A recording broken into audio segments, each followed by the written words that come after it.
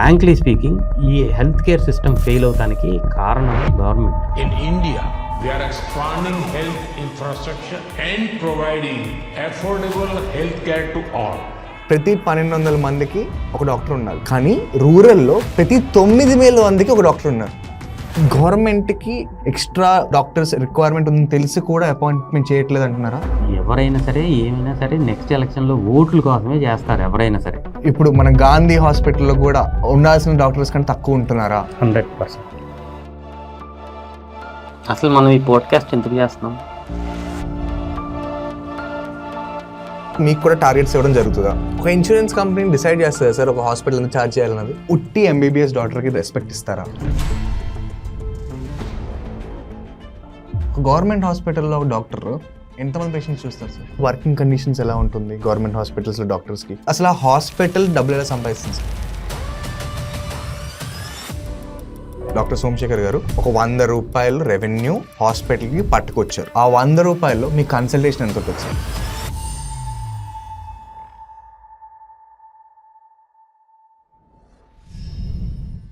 ఈ పాడ్కాస్ట్లో చాలా పాయింట్స్కి మీరు సర్ప్రైజ్ అవుతారు, రిలేట్ అవుతారు, కోపం వస్తుంది, జాలి వేస్తుంది. I'm pretty sure this going to be an emotional roller coaster.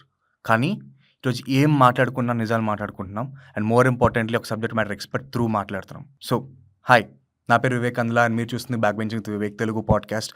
మేము ప్రతి వారం కొత్త బిజినెస్ స్టోరీస్ని, కొత్త రియల్ ఎక్స్పర్ట్ అడ్వైస్ని మీ ముందుకు పట్టుకొస్తున్నాం పాడ్కాస్ట్ ద్వారా. ఒకవేళ మీరు కానీ సబ్స్క్రైబ్ చేసుకోకపోయి ఉంటే వెంటనే సబ్స్క్రైబ్ చేసుకోండి. That will really help us. Without any further adieu, let's get started.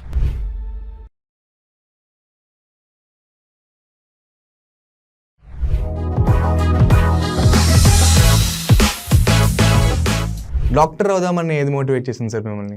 మా ఫాదర్ డాక్టర్. నేను we come from a village, అది నిమ్మకూరు, కృష్ణా డిస్ట్రిక్ట్. డాడ్ అక్కడే ప్రాక్టీస్ చేసేవారు. నిమ్మకూరులో పిహెచ్సి అండ్ నిడిమోల్లో మాకు ఓన్ ప్రాక్టీస్ ఉండేది డాడీకి. చిన్నప్పటి నుంచి అంటే నాకు 6 years నుంచి నేను డాడీతో పాటు క్లినిక్కి వెళ్తాం, ఆయన పేషెంట్స్ని చూస్తూ ఉంటాం. మోస్ట్ ప్రాబబ్లీ నా ఫీలింగ్ ఏంటంటే, నేను ఇది స్పెసిఫిక్ అని చెప్పను, కానీ నాకు చిన్నప్పటి నుంచి అది ఇన్స్పిరేషన్ ఏమో అని నేను అనుకుంటాను.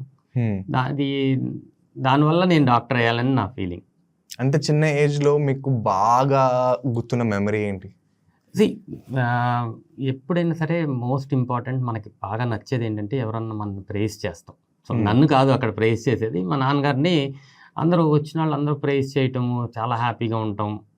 వచ్చిన వాళ్ళు దాని తర్వాత కూడా ఫాలో అప్లు, అంటే ఆల్మోస్ట్ ఎవ్రీడే వెళ్తా అంటే ఈవినింగ్ అనిపిస్తూ ఉండేది. ఆ ప్రైజు అది కొంచెం డెఫినెట్గా మనకి ఎక్కువ ఇన్స్పిరేషన్ ఇస్తుంది అని నేను అనుకుంటున్నాను.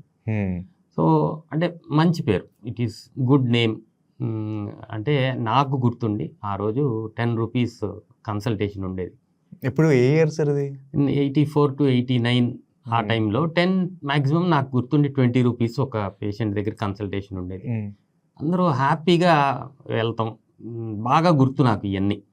సో మళ్ళీ వచ్చి ప్రైజెస్ గుంపుగా వచ్చి బాగా అయిపోయింది మాకు, మా వాళ్ళకి ఇలా జరిగింది, ఇవన్నీ బాగా గుర్తుండిపోయినాయి నాకు. అంటే మరీ చిన్నప్పుడు నాకు 6 years నుంచి సమ్వేర్ అరౌండ్ 12 years మోస్ట్లీ ఆ ఇంప్రెషన్ చాలా ఎక్కువ ఉంది అని నా ఉద్దేశం.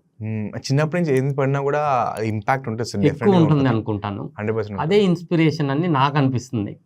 అందుకే నేను డాక్టర్ అయ్యానని నేను అనుకుంటున్నాను. సో లాస్ట్ ఎన్ని ఇయర్స్ ఎప్పుడైంది సార్ మీది ఎండి? నేను ఎండి 2006లో కంప్లీట్ చేశాను. MBBS 2001. Back to back 2002 1-2 years పెట్టి. అంటే లాస్ట్ 20 years నుంచి మీరు ప్రైవేట్ హాస్పిటల్స్ నుంచి గవర్నమెంట్ హాస్పిటల్లో వర్క్ చేశారు?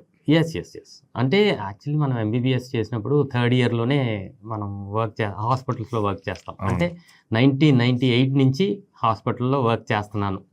1998 అంటే ఇట్స్ ఇప్పటికి 27 ఏళ్ళు అయిపోయింది. Almost 30 years. ఈ ఎంటైర్ టైంలో ఎప్పుడైనా అనిపించిందా నేను ఫిజిషియన్ నుంచి మెల్లిగా సేల్స్మెన్గా మారిపోతున్నానేమో అని అనిపించిందా మీకు ఎప్పుడైనా?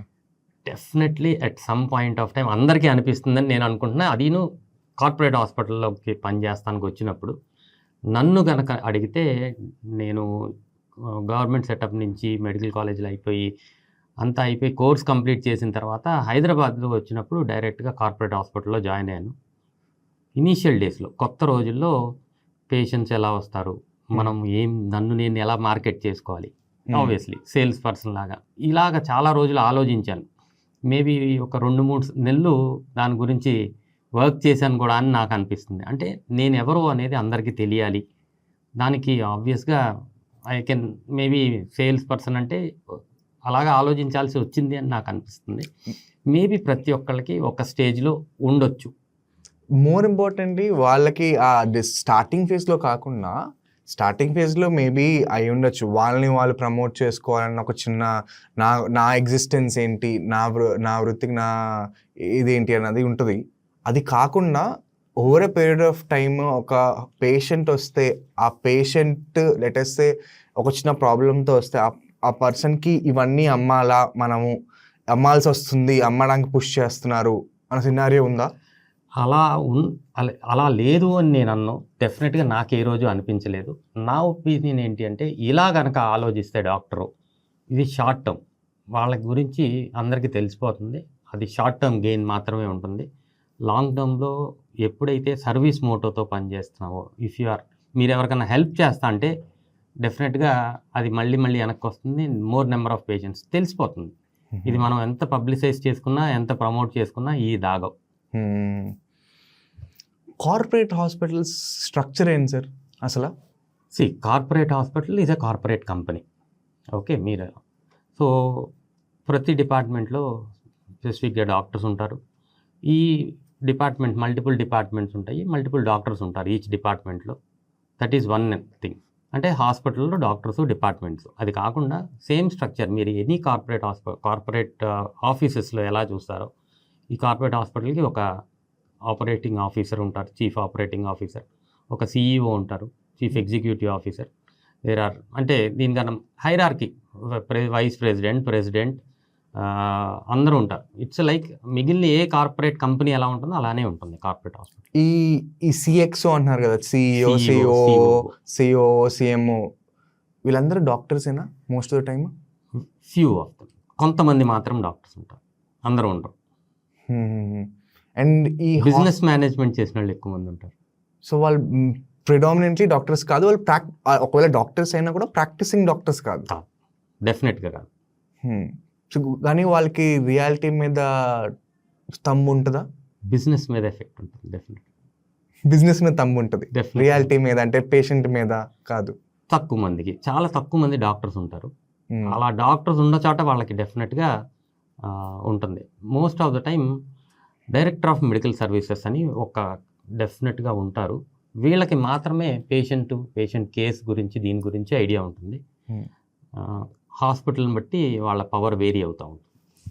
సో ఆ వాళ్ళు కాకుండా ఇప్పుడు లేటెస్ట్ మీ ఇలాంటి సీనియర్ డాక్టర్, మీరు head of the department, gastroenterology డిపార్ట్మెంట్కి, సో మీకు how much pull do you have in the operational decisions?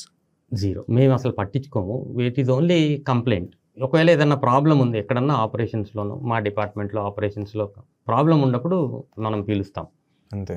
జనరల్గా డిపార్ట్మెంట్లో ప్రాబ్లం ఉంది అంటేనే ఒక మీటింగు, ఎలా క్లియర్ చేసుకోవాలి అని చూసుకుంటాం. ప్రతిసారి మీటింగులు అలాంటివి జనరల్గా జరగవు. మేము వీఆర్ బిజీ, మాకు పేషెంట్స్ని చూసుకుంటాము, ఆ ప్రొసీజర్స్ దాంట్లో we will be busy. So majority of the Indian hospitals, corporate hospitals పర్టికులర్గా చెప్తున్నాను, ఎందుకంటే మొత్తం హాస్పిటల్స్ని 3 రకంగా డివైడ్ చేసుకుంటే, ఒకటేమో గవర్నమెంట్ హాస్పిటల్స్, ఇంకోటి ప్రైవేట్ హాస్పిటల్స్ అంటే చిన్నగా స్టాండర్డ్ లోన్ హాస్పిటల్స్, ఇంకోటి కార్పొరేట్ హాస్పిటల్స్ అంటే బిగ్ మ్యాసివ్ మ్యామత్స్. ఈ 3 హాస్పిటల్స్ మనం మాట్లాడుకుంటుంది కార్పొరేట్ హాస్పిటల్స్ గురించి. కార్పొరేట్ హాస్పిటల్స్లో టాప్ ఎండ్ మొత్తము మేనేజ్మెంట్ స్ట్రక్చర్ ఉందంటున్నారు. ఓకే, ఈ మేనేజ్మెంట్ స్ట్రక్చర్ అందరూ కలిసి ఈ కిందనున్న డాక్టర్స్కి జనరల్ బిజినెస్లో ఎలా ఉంటుందో టార్గెట్స్ ఉంటాయి కదా, ఇక్కడ కూడా మీకు కూడా టార్గెట్స్ ఇవ్వడం జరుగుతుందా? జనరల్గా టార్గెట్స్ అనేది డైరెక్ట్గా ఏమీ చెప్పరు, ఎవరికి చెప్పరు. బట్ మీకు తెలిసిపోతూ ఉంటుంది మనం ఎంత వర్క్ చేస్తున్నాము, మనం ఎంత ఎర్న్ చేస్తున్నాం. మోస్ట్ ఆఫ్ ద టైం మన ఎంత బిజీగా ఉన్నాం అనే దాన్ని బట్టి వర్క్ లోడ్ తెలిసిపోతూ ఉంటుంది. జనరల్ టార్గెట్స్ అనేది ఉండవు. బిగ్ హాస్పిటల్స్ జనరల్గా మిమ్మల్ని ఎంప్లాయ్ చేసుకుంటే they try to keep you busy. మిమ్మల్ని కంప్లీట్గా బిజీగా పెడతానికి అంతమంది పేషెంట్లను తీసుకొచ్చి చూస్తూ ఉంటారు. అది ప్రైమరీగా ఒక కార్పొరేట్ హాస్పిటల్ చేయాల్సిందే. నెంబర్ ఆఫ్ కార్పొరేట్ హాస్పిటల్ చేస్తూ ఉండేవాళ్ళు చాలా రోజులు అలాగే. కానీ కార్పొరేట్ హాస్పిటల్స్ పెరిగిపోతున్నాయి ఇప్పుడు. సో కార్పొరేట్ హాస్పిటల్స్ పెరిగిపోతున్నప్పుడు ఈ పేషెంట్స్ ఏదైతే లోడ్ ఉందో డిస్ట్రిబ్యూట్ అవుతున్నారు. సో ఇప్పుడు ఏం జరుగుతుంది అంటే ఎవరికైతే డాక్టర్కి ఎక్కువ మంది పేషెంట్స్ ఆల్రెడీ ఉన్నారో వాళ్ళనే తీసుకుని పెట్టుకుంటున్నారు. ఓకే, అంటే ఆల్రెడీ వాళ్ళకి నలుగురు ఒక లేటెస్ట్ ఒక 200 పేషెంట్స్ ఉంటే వాళ్ళని రిక్రూట్ చేసుకుంటున్నారు అంటున్నారా? ఎగ్జాక్ట్లీ. ఓకే. సో కార్పొరేట్ హాస్పిటల్స్లో ఓన్లీ డాక్టర్స్కి ఆల్రెడీ పేషెంట్స్ ఉంటే వాళ్ళకి నెట్వర్క్ ఉంటే వాళ్ళనే తెచ్చుకుంటున్నారు. దాని త్రూ పేషెంట్స్ వాళ్ళ నెట్వర్క్ పెంచుకుంటున్నారు. Okay, interesting. సో అన్ని రకాలు యంగ్ ఫ్రెషర్స్ ఉంటారు, అవి ఉంటారు, మిడ్ లెవెల్లో వాళ్ళు ఉంటారు, ఆల్రెడీ బాగా ఎగ్జిస్టింగ్ ఎస్టాబ్లిష్డ్ ప్రాక్టీస్ ఉన్న వాళ్ళు కూడా ఉంటారు. బట్ ఇప్పుడు ఏంటంటే కాంపిటీషన్ ఎక్కువగా ఉండడం వల్ల ఈ థర్డ్ సెక్టర్ని ఎక్కువ మందిని తెచ్చుకోవడానికి ట్రై చేస్తాం ఏ కార్పొరేట్ హాస్పిటల్ అయినా. హైదరాబాద్లో తీసుకుంటేనే కొన్ని వేల డాక్టర్లు, ఈవెన్ స్పెషలిస్ట్లే కొన్ని వందల్లో ఉంటున్నారు. కాంపిటీషన్ పెరిగిపోయింది. కార్పొరేట్ హాస్పిటల్కి కాంపిటీషన్ పెరిగిపోయింది. వీడి దగ్గర 2000 మంది ఫుట్ఫాల్ ఉన్నారు, మన దగ్గర ఎందుకు 200,000 మందే ఉన్నారు, ఇది వచ్చేసింది. Don't you think that is not pushing any targets? దానికి ఈ మార్కెటింగ్ ఎక్కువైపోయింది. ఇప్పుడు మీరు చెప్పిన మార్కెటింగ్ ఎక్కువగా చేస్తున్నారు, చాలా ఎక్కువగా మార్కెటింగ్ చేస్తున్నారంటే దానివల్లనే. సో డెఫినెట్గా టార్గెట్స్ అనేది కార్పొరేట్లో ప్రతి ఒక్కరికి ఉంటుంది. ఎక్కువ టార్గెట్స్ మార్కెటింగ్ పీపుల్ మీద ఉంటుందని నా opinion. More than individual doctor, marketing team మీద ఎక్కువ టార్గెట్స్ ఉంటాయి. డాక్టర్కి అసెస్ చేసుకుంటారు, అంటే it is all again business. ఈ డాక్టర్కి ఇంత పే చేస్తున్నాము, జనరేట్ చేస్తున్నారు లేదో డెఫినెట్గా చూసుకుంటారు. జనరేట్ చేయడం అంటే ఫర్ ఎగ్జాంపుల్ నాకు యాజ్ ఎ డాక్టర్ నేను హాస్పిటల్ తీసుకొచ్చే ఇన్కమ్ ఏముంటుంది, నా కన్సల్టేషన్, నేను ఏమన్నా ప్రొసీజర్స్ చేస్తే ఆ ప్రొసీజర్స్, నేను ఏమన్నా ఇన్వెస్టిగేషన్స్ అడ్మిషన్స్ చేసినప్పుడు ఇదంతా యాజ్ ఎ డాక్టర్ నేను హాస్పిటల్ తీసుకొచ్చే రెవెన్యూ. సార్ ఒక చిన్న బ్రేక్ డౌన్ చేద్దాం sir. Let us say doctor Somashekar garu ఒక 100 రూపాయలు రెవెన్యూ హాస్పిటల్కి పట్టుకొచ్చారు. ఆ 100 రూపాయల్లో మీ కన్సల్టేషన్ ఎంత ఉంటుంది సార్? 1% ఉంటుంది. మీరు చేసే అడ్మిషన్ ఎంత ఉంటుంది sir? See it is again మళ్ళీ ఇట్ వేరీస్. నేను జూనియర్ అంటే అది నాకు 1% ఉంటుంది. సార్ రైట్ నో మీ senior, you're the head of the department. 10% మీరు చేసే అడ్మిషన్స్ కానీ మీరు చేసే ప్రొసీజర్స్ కానీ యావరేజ్ చూసుకుంటే మనం ఎంత జనరేట్ చేస్తే అందులో 10% డాక్టర్కి వస్తుంది. నేను మీకు వచ్చే రెవెన్యూ చెప్పట్లేదు సార్. లెట్ us say మీకు 100 రూపాయలు మీరు హాస్పిటల్కే జనరేట్ చేస్తున్నారు. చేస్తున్న దాంట్లో మీ కన్సల్టేషన్ 1 రూపాయే వస్తుంది. ఫర్ ఎగ్జాంపుల్ అంటే మీరు ఇండైరెక్ట్గా చెప్తాను, నేను డైరెక్ట్గా చెప్తా. ఒక పేషెంట్ని అడ్మిషన్ చేస్తే for example as a doctor నేను రోజు ఒక 5 రోజులు పేషెంట్ ఉంటే వార్డులో ఉన్న పేషెంట్కి ఏమో 1,00,000 రూపాయలు బిల్లు అయిపోతుంది, నాకు 5,000 రూపాయలు వస్తుంది. అదే పేషెంట్ ఐసీయూలో ఉంటే 5 లక్షలు అవుతుంది బిల్లు, కానీ అదే 5,000 వస్తుంది డాక్టర్కి. సో దీన్ని ఫీ ఫర్ సర్వీస్ మోడల్ అంటారు. Exactly right. సో మీరు బేసిక్గా ఆ పర్సన్ పట్టుకొచ్చినందుకు, మీరు ఇన్సల్ట్ మీరు చూసినందుకు మీకు ఆ పేమెంట్ వస్తుంది. పట్టుకొచ్చిన దానితో సంబంధం లేదు, పేషెంట్ని చూసినందుకే నాకు డబ్బులు వస్తాయి. అసలు ఆ హాస్పిటల్ డబ్బులు ఎలా సంపాదిస్తుంది సార్? హాస్పిటల్కి చాలా ఎస్టాబ్లిష్ చేసిన తర్వాత ఇందాక మనం మాట్లాడుకున్నట్టు బిల్లులో డాక్టర్ కాకుండా వచ్చేదంతా హాస్పిటల్దే కదా, మిగిలిన అమౌంట్ అంతా హాస్పిటల్కి వచ్చింది. సో అందులో కన్జ్యూమబుల్స్, ఫార్మసీ ఇవన్నీ డెఫినెట్గా సబ్ట్రాక్ట్ చేస్తే మిగిలిన అమౌంట్ ఇన్ఫ్రాస్ట్రక్చర్ కోసం అంటే బెడ్ ఛార్జీలు కానీ ఎక్స్ట్రా ఛార్జెస్ ఏది ఉన్నా కానీ అదంతా హాస్పిటల్కి వెళ్ళేటప్పుడు. ఇక్కడ హాస్పిటల్ ఓవర్గా బిల్ చేస్తుందా లేదా? హాస్పిటల్ ఓవర్ బిల్డింగ్ అంటే ఎవ్రీథింగ్ ఈజ్ మీకు బిల్లో కనపడుతుంది. కొన్ని ట్వీక్ చేయాల్సి వస్తుంది వాళ్ళు కూడా. అంటే for example doctor consultation fixed, ఎందుకంటే అది నాకు ఇవ్వాలి కాబట్టి దాన్ని మార్చలేరు. మిగిలినవి ఫర్ ఎగ్జాంపుల్ బెడ్ ఛార్జ్ ఉంది, బెడ్ ఛార్జ్ ఎవరిదైనా ఎవరి బెడ్ ఛార్జెస్ వాళ్ళు చేసుకోవచ్చు, దానికి ఏం ఫిక్స్డ్ ఏమి లేదు. అంటే ఇక్కడ ఫర్ ఎగ్జాంపుల్ బెడ్ ఛార్జ్ 10,000 అని వేసుకున్నారు అనుకుందాం. 10,000 దాన్ని ఎవరో క్వశ్చన్ చేయలేరు. కానీ మెడిసిన్ ఛార్జ్ ఉంది, దాన్ని ఎంఆర్పి ప్రకారమే బిల్ చేయాలి. ఏదన్నా కన్జ్యూమబుల్ ఉంది, ఆ ఎంఆర్పి ప్రకారమే బిల్. కన్జ్యూమబుల్స్ అంటే ఏంటి ఒకసారి ఎక్స్ప్లెయిన్ చేయండి. ఫర్ ఎగ్జాంపుల్ కన్జ్యూమబుల్ అంటే మనకి అందరికీ బాగా తెలిసింది కాబట్టి ఈజీగా చెప్తాను. హార్ట్లో స్టెంట్ వేస్తారు, బ్లడ్ వెజల్లో బ్లాక్ వస్తాయి. ఈ స్టెంట్ని మనం కన్జ్యూమబుల్ అంటాం. ఈ కన్జ్యూమబుల్స్ ఎంఆర్పి ఎంత పెట్టి తీసుకుంటే ఆ ఎంఆర్పి రేట్ కన్నా ₹1 కూడా ఎక్కువ వేస్తానికి వీల్లేదు. సో వాటిలో ఎక్కడ బిల్డింగు మారదు. ఓన్లీ థింగ్ ఏంటంటే bed charges, investigation charges, number of investigations ఇవన్నీ బిల్డింగ్లో వస్తూ ఉంటాయి. సో అందరూ హై బిల్డింగ్ చేస్తున్నారా అంటే నేను ఒప్పుకోను, కానీ డెఫినెట్గా దేర్ ఆర్ హాస్పిటల్స్ వాటిని ఎక్స్ట్రాగా చూపించి బిల్లులో పడేటట్టు చూసేవాళ్ళు చాలామంది ఉన్నారు. చాలా గొడవలు మనం అన్నీ వింటున్నాం ఈ మధ్యకాలంలో. మామూలుగా లేదు సార్, అందుకే నేను పర్టికులర్గా అడుగుతున్నాను. ఎందుకు అడుగుతున్నాను అంటే ₹50 వచ్చే సెలైన్ బాటిల్ ₹950 అమ్ముతున్నారు. ఎంఆర్పి కన్నా ఎక్కువ వేస్తే వాళ్ళు జైలుకి వెళ్తారు. ఇప్పుడు ఒకప్పుడు అది లేదు కదా సార్, ఒకప్పుడు లేదు. రైట్. ఈ రూల్ ఎప్పుడు సార్? లాస్ట్ ఇయర్ వచ్చినట్టుంది కదా, 2 సంవత్సరాలు, 2 years బ్యాక్ 3 years. దాని ముందంతా ₹50 ఉన్నది ₹950, అసలు ₹900 మార్కప్ వేశారు. ఇలా కంటిన్యూస్గా ప్రతి దాని మీద, ప్రతి చిన్న దాని మీద సెలైన్ బాటిళ్ళు, మనకిచ్చే ట్యూబ్లు, మనకిచ్చే సిరింజ్లు, ప్రతి సిరింజ్ ₹5 సిరింజ్. ఒక చిన్న క్వశ్చన్ అడుగు, అది రూల్ మారిపోయింది 3 years నుంచి. 3 years నుంచి హాస్పిటల్ బిల్స్ తగ్గినాయా? తగ్గలేదు. ఎందుకు తగ్గలేదు? ఇంకొక రూట్ చూసుకుంటారు. ఈసారి కొత్త రూట్ ఏంటి సార్? ఉంటాయి, డిఫరెంట్ రూట్లు ఉంటాయి. ఫర్ ఎగ్జాంపుల్ నేను ఒక సింపుల్ ఎగ్జాంపుల్ చెప్తాను, నేను చెప్పొచ్చో లేదో నాకు తెలియదు. డాక్టర్ ఫీజు ఉంటుంది బిల్లులో. ఒకసారి చూడండి, అసిస్టెంట్ డాక్టర్ ఫీజు కూడా ఉంటుంది. అసిస్టెంట్ డాక్టర్స్కి ఎవరో ఫీజు ఇవ్వరు. అసిస్టెంట్ డాక్టర్స్ని నామినల్ డబ్బులు పెట్టి పాపం వాళ్ళకి, అంటే చెప్తాను కావాలంటే, ఒక ఎంబీబీఎస్ డాక్టర్ ఎవరో ఉంటారు, అసిస్టెంట్స్ ఉంటారు. ఎంబీబీఎస్ డాక్టర్కి మనం ఇచ్చేది 30,000 నుంచి 40,000 రూపాయలు. ఒక్కొక్క బిల్లులోనే మీకు 30,000 40,000 బిల్లు కనపడుతుంది. మరి అలాగా మల్టిపుల్ రూట్స్ ఉంటాయి.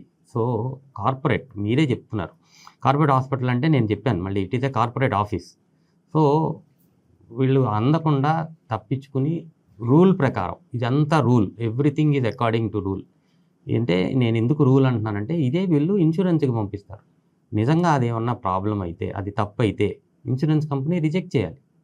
చేయట్లేదు కదా. ఇదే బిల్లు ఇన్సూరెన్స్కి ఇస్తే ఇన్సూరెన్స్ ఇస్తున్నారు అంటే ఇది accepted format of building. Sir insurance అంటున్నారు కాబట్టి ఐ టెల్ యూ ఇంకొక లెవెల్. ఇన్సూరెన్స్ ఇంకొక పెద్ద స్కామ్. అది the number of kick backs in insurance is next level.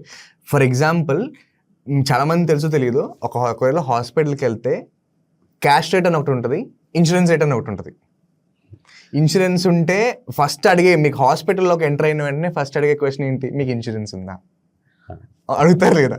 అడిగినప్పుడు ఉంది అంటే, వీడు మన క్యాష్కో వచ్చాడు అన్నట్టు చూస్తారు. లేదు, I will tell you another story. Insurance ఉంది నాకు వచ్చి అడ్మిట్ చేయమని అడిగే వాళ్ళు చాలామంది ఉంటారు నన్ను. అయితే ఇన్సూరెన్స్ కంపెనీకి రూల్స్ ఉంటాయి. అట్లీస్ట్ మెజారిటీ ఆఫ్ ద ఇన్సూరెన్స్కి అవుట్ పేషెంట్, డయాగ్నోస్టిక్ ప్రొసీజర్స్ ఇవన్నీ కవర్ చేయదు ఏ ఇన్సూరెన్స్ కంపెనీ. ఇప్పుడున్న ఎగ్జిస్టింగ్ మెడికల్ ఇన్సూరెన్స్ కంపెనీలో majority of out patient cover చేయదు. కరెక్ట్. అవుట్ పేషెంట్ కానీ ఎనీ డయాగ్నోస్టిక్. నేను ఒక పేషెంట్ని, నాకు కడుపులో నొప్పి వచ్చింది అంటే నీకు సిటీ స్కాన్ చేస్తానని నేను అడ్మిట్ చేయకూడదు, రూల్ అది. సిటీ స్కాన్ అవుట్ పేషెంట్లోనే జరగాలి. అంటే డయాగ్నోసిస్, ఈయనకి అపెండిసైటిస్ ఉంది అని నేను సిటీ స్కాన్లో కానీ అల్ట్రాసౌండ్లో కానీ డయాగ్నోస్ చేసి అపెండిసైటిస్ ఉంది కాబట్టి నేను అడ్మిట్ చేస్తున్నాను సర్జరీ కోసం అంటేనే ఇన్సూరెన్స్ కవర్ చేస్తుంది. దానికన్నా ముందు వచ్చిన కాస్ట్ అంతా ఇన్సూరెన్స్ కవర్ చేయదు. ఎమర్జెన్సీలో సమ్మన్ మిడ్ నైట్ ఎవరో సివియర్ పెయిన్ అబ్డామిన్తో వస్తే ఎమర్జెన్సీలో మనం అడ్మిట్ చేసుకుని అప్పటికప్పుడు సీటీ చేసి మనం డయాగ్నోస్ చేయగలిగితే దాన్ని యాక్సెప్ట్ చేస్తారు. కానీ ఎలెక్టివ్గా నేను వాకిన్ చేసి నాకు ఇన్సూరెన్స్ ఉంది, నాకు పైనుంచి కింద వరకు టెస్టులు చేయండి అంటే ఇన్సూరెన్స్ కంపెనీలు ఒప్పుకో. They will reject the insurance. Majority of the time జరుగుతుంది. ఒక ఇన్సూరెన్స్ కంపెనీ డిసైడ్ చేస్తుంది సార్ ఒక హాస్పిటల్ ఎంత ఛార్జ్ చేయాలన్నది? అంటే ఇప్పుడు మనకి మీకు ఐడియా ఉంటుంది, ఎక్రిడిషన్స్ చాలా వచ్చేసి ఇండియన్, ఇంటర్నేషనల్ ఎక్రిడిషన్స్. ఈ మీరు ఇందాక మాట్లాడిన ప్రైవేట్ హాస్పిటల్లో ప్రతి ఒక్కరికి ఇన్సూరెన్స్ ఉంటుంది. సో ఎవరికైతే అక్రిడిటేషన్ తెలియదో అది డిఫరెంట్ లెవెల్స్ మాట, level 1, level 2, level 3 different levels. NABH అనేది మనకి నేషనల్ అక్రిడిషన్, JCI అక్రిడిషన్ అనేది ఇంటర్నేషనల్ అక్రిడిషన్. ఈ హాస్పిటల్ అక్రిడిషన్ బట్టి ఇన్సూరెన్స్ అంటే హాస్పిటల్ వాళ్ళు దే కెన్ అప్లై. ఇది మా ప్రైజెస్, ఇది ఇన్సూరెన్స్కి అప్లై చేసుకుంటే వాళ్ళు యాక్సెప్ట్ చేస్తారు. అంటే ఎలా సార్? So it varies. ఇప్పుడు ఫర్ ఎగ్జాంపుల్ ఒక ఒక పెద్ద కార్పొరేట్ హాస్పిటల్ ఉందండి, పేర్లు ఎందుకు లేని కానీ తీసుకోవట్లేదు నేను. ఒక పెద్ద కార్పొరేట్ హాస్పిటల్ ఉంది, ఒక ప్రైవేట్ హాస్పిటల్ ఉంది. లెటెస్ట్ ఒక అపెండిసైటిస్ ఆపరేషన్ కి ఈ కార్పొరేట్ హాస్పిటల్ 1,50,000 ఛార్జ్ చేస్తుంది అనుకో, ఇదే 1,50,000 ప్రైవేట్ హాస్పిటల్ ఛార్జ్ చేయగలదా? చేయలేరు. అంటే ఇన్సూరెన్స్లో మనం మాట్లాడుకున్నట్టు, ఇన్సూరెన్స్లో మాట్లాడుకుంటే వీళ్ళకి 1,50,000కి వాళ్ళు కనుక అప్రూవల్ ఇస్తే వీళ్ళకి 1,10,000కి మాత్రమే ఇస్తారు. 1,10,000 దాటి వాళ్ళు క్లెయిమ్ చేసుకోలేరు. చేస్తే ఒకవేళ క్లెయిమ్ చేస్తే పేషెంట్ పే చేయాల్సి వస్తుంది. ఆ బ్యాలెన్స్ పేషెంట్ పే చేయాల్సి వస్తుంది. Okay, so I understood. So different లెవెల్స్కి వాళ్ళకి ఒక స్లాబ్స్ ఉన్నాయి, ఆ స్లాబ్స్ బట్టి అవుతుంటాయి. 1,50,000 ఇన్సూరెన్స్ రేట్ అయితే అపెండిసైటిస్కి కార్పొరేట్ హాస్పిటల్స్ క్యాష్ రేట్ ఎంత తీసుకుంటుంది? Corporate hospital I will tell you the fact, ఇదే 1,50,000 బిల్ వేస్తారు, ఇదే 1,50,000 బిల్ ఉంటుంది. But majority of the time cash bill pay చేసే వాళ్ళకి చాలా డిస్కౌంట్లు వస్తాయి. ఎవరు హాస్పిటల్స్ ఇస్తుంది అవుట్ ఆఫ్ హ్యూమన్ టర్మ్స్? అడిగితేనే అంటే సార్ అందరూ అడుగుతారు కదా సార్? అందరూ అడగరు. అవునా? అందరు డబ్బులు ఉన్నాయి, అందరూ అడగడం తెలియక అడగట్లేదా, లేకపోతే డబ్బులు ఎక్కువ అడగట్లేదా? రెండు ఉంటాయి. ఎక్స్ప్లెయిన్ చేయండి సార్. రెండు ఉంటాయి. కొంతమంది ఎక్కడో పల్లెటూరు నుంచి వస్తారు, వాళ్ళ దగ్గర డబ్బులు ఉన్నా లేకపోయినా బిల్లు ఇంత అంటే కట్టేసి వెళ్ళిపోయే వాళ్ళు ఉంటారు. చాలామంది అడుగుతారు, అంటే ఇట్ ఈస్ నాట్ లైక్ డైరెక్ట్గా హాస్పిటల్ని అడుగుతారని కాదు, యాజ్ అ డాక్టర్ మా దగ్గర చెప్తారు. మనకి పేషెంట్ని చూసినప్పుడు తెలుస్తుంది పేయబుల్ ఉందా లేదా అనేది. క్యాష్ పేషెంట్స్ అంటే most of the time if they are not affordable మనము రిక్వెస్ట్ చేసి బిల్లింగ్ తగ్గిస్తాం జరుగుతుంది. కనీసం 20% డిస్కౌంట్ అయితే డెఫినెట్గా ఇస్తుంది. 20% వరకు ఇస్తారు. డిఫరెన్స్ ఉంటుంది. ఇంకా కనుక నాట్ అఫోర్డబుల్ అంటే ఇంకా ఇంకొక 10% డిస్కౌంట్ వచ్చే అవకాశం కూడా ఉంటుంది. అంటే ఈ ప్రాఫిట్ మార్జిన్స్ అన్నీ తీసేసి చేస్తారు. కార్పొరేట్ హాస్పిటల్ విలన్స్ కాదండి, చాలా హెల్ప్ చేస్తారు, చాలామంది పేషెంట్స్కి హెల్ప్ చేస్తారు. But where is other way, మీరు అన్నట్టు ఆ బిల్లింగ్ తీయాలో అక్కడ తీస్తారు. ఎగ్జాక్ట్లీ. ఇంట్రెస్టింగ్. చాలా మంది క్లెయిమ్ చేస్తారు కదా సార్, నేను ఇన్సూరెన్స్కి అప్లై చేశాను, నన్ను రిజెక్ట్ చేశారు థర్డ్ పార్టీ అప్లికెంట్స్. ఎందుకు రిజెక్ట్ అవుతాయి? Majority of the time genuine cases reject అవుతాం అనేది చాలా రేర్. మీరు ఇందాక అన్నారు ఇన్సూరెన్స్ ఉంది అడ్మిట్ అవుతారా అన్నారు చూసారా, ఇలాంటి కేసెస్ కొన్ని అన్నెసరీగా డయాగ్నోస్టిక్ కోసము వెన్ దేర్ ఈస్ ఇండికేషన్ లేకుండా అడ్మిషన్ చేస్తే ఇన్సూరెన్స్లు రిజెక్ట్ అయిపోతాయి. నెంబర్ 1. రెండోది, అన్నిటికన్నా పెద్ద ప్రాబ్లము నేను ఇన్సూరెన్స్ కంపెనీస్లో చూసింది ఏంటి అంటే, మీకు ఒక ఇన్సూరెన్స్ తీసుకున్నప్పుడు ఎవరో మనతో చెప్పరు, ఇది మెడికల్ ఇన్సూరెన్స్ తీసుకున్నప్పుడు, కానీ వాడు ఒక చిన్న లైన్లో నెక్స్ట్ 2 years వరకు ఈ డిసీజెస్ మీకు కవర్ అవ్వవు అని ఇస్తాడు.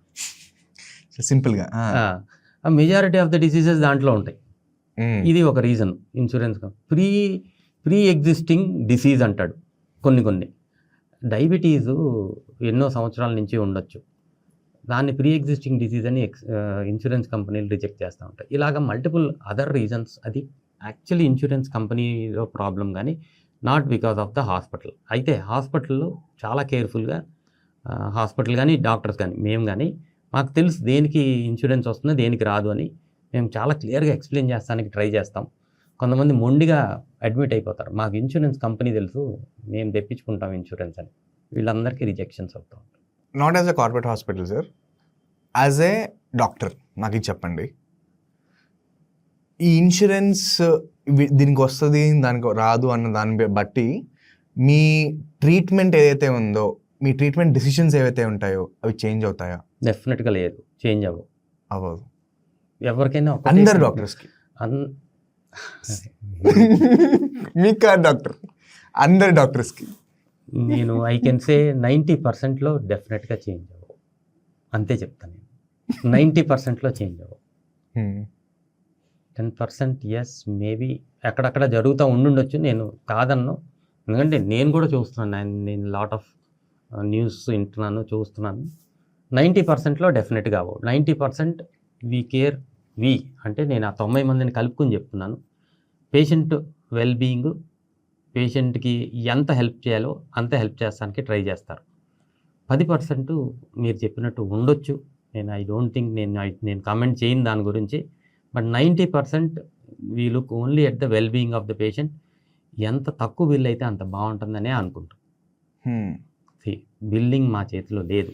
ఫస్ట్ అండ్ ఫార్మోస్ట్ థింగ్ అందరు తెలుసుకోవాల్సింది ఏంటంటే, నేను పేషెంట్కి ఇది చెయ్యాలి అని మాత్రమే చెప్పగలుగుతాను.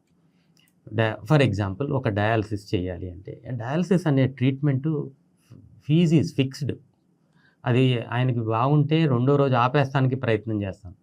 వెంటిలేటర్ ఉంది, ఈ వెంటిలేటర్ ఒక 24 అవర్స్ పెడితే దానికి ఫీజ్ ఈజ్ ఫిక్స్డ్. ఇవన్నీ డే 1 ఈ ఫిక్స్డ్ థింగ్స్ మేము క్లియర్గా చెప్తానికే ట్రై చేస్తాం. And most of the time మేము హెల్ప్ చేస్తానికే ట్రై చేస్తాం. దీన్నే మెడికల్ కౌన్సిలింగ్ అంటారు కదా. మెడికల్ కౌన్సిలింగ్లో ఇవన్నీ చేస్తాం, మనం చెప్తాం జరుగుతుంది.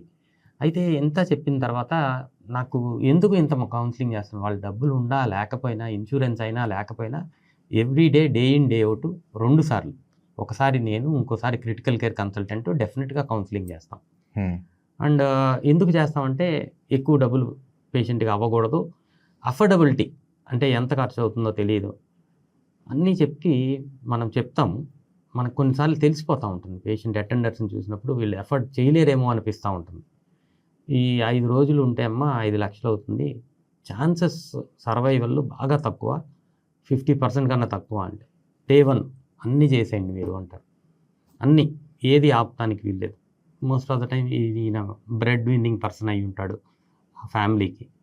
ఇంత కౌన్సిలింగ్ చేసిన తర్వాత కూడా ఆ బిల్లు 2వ రోజుకి 3వ రోజుకి కనపడతా ఉంటుంది వాళ్ళకి. 5వ రోజు అయ్యేసరికి మళ్ళీ ఈ కౌన్సిలింగ్ రెగ్యులర్గా లేదు. ఇక 50% మంది ఇంకా మేము మా వల్ల కాదని వెళ్ళిపోతారు.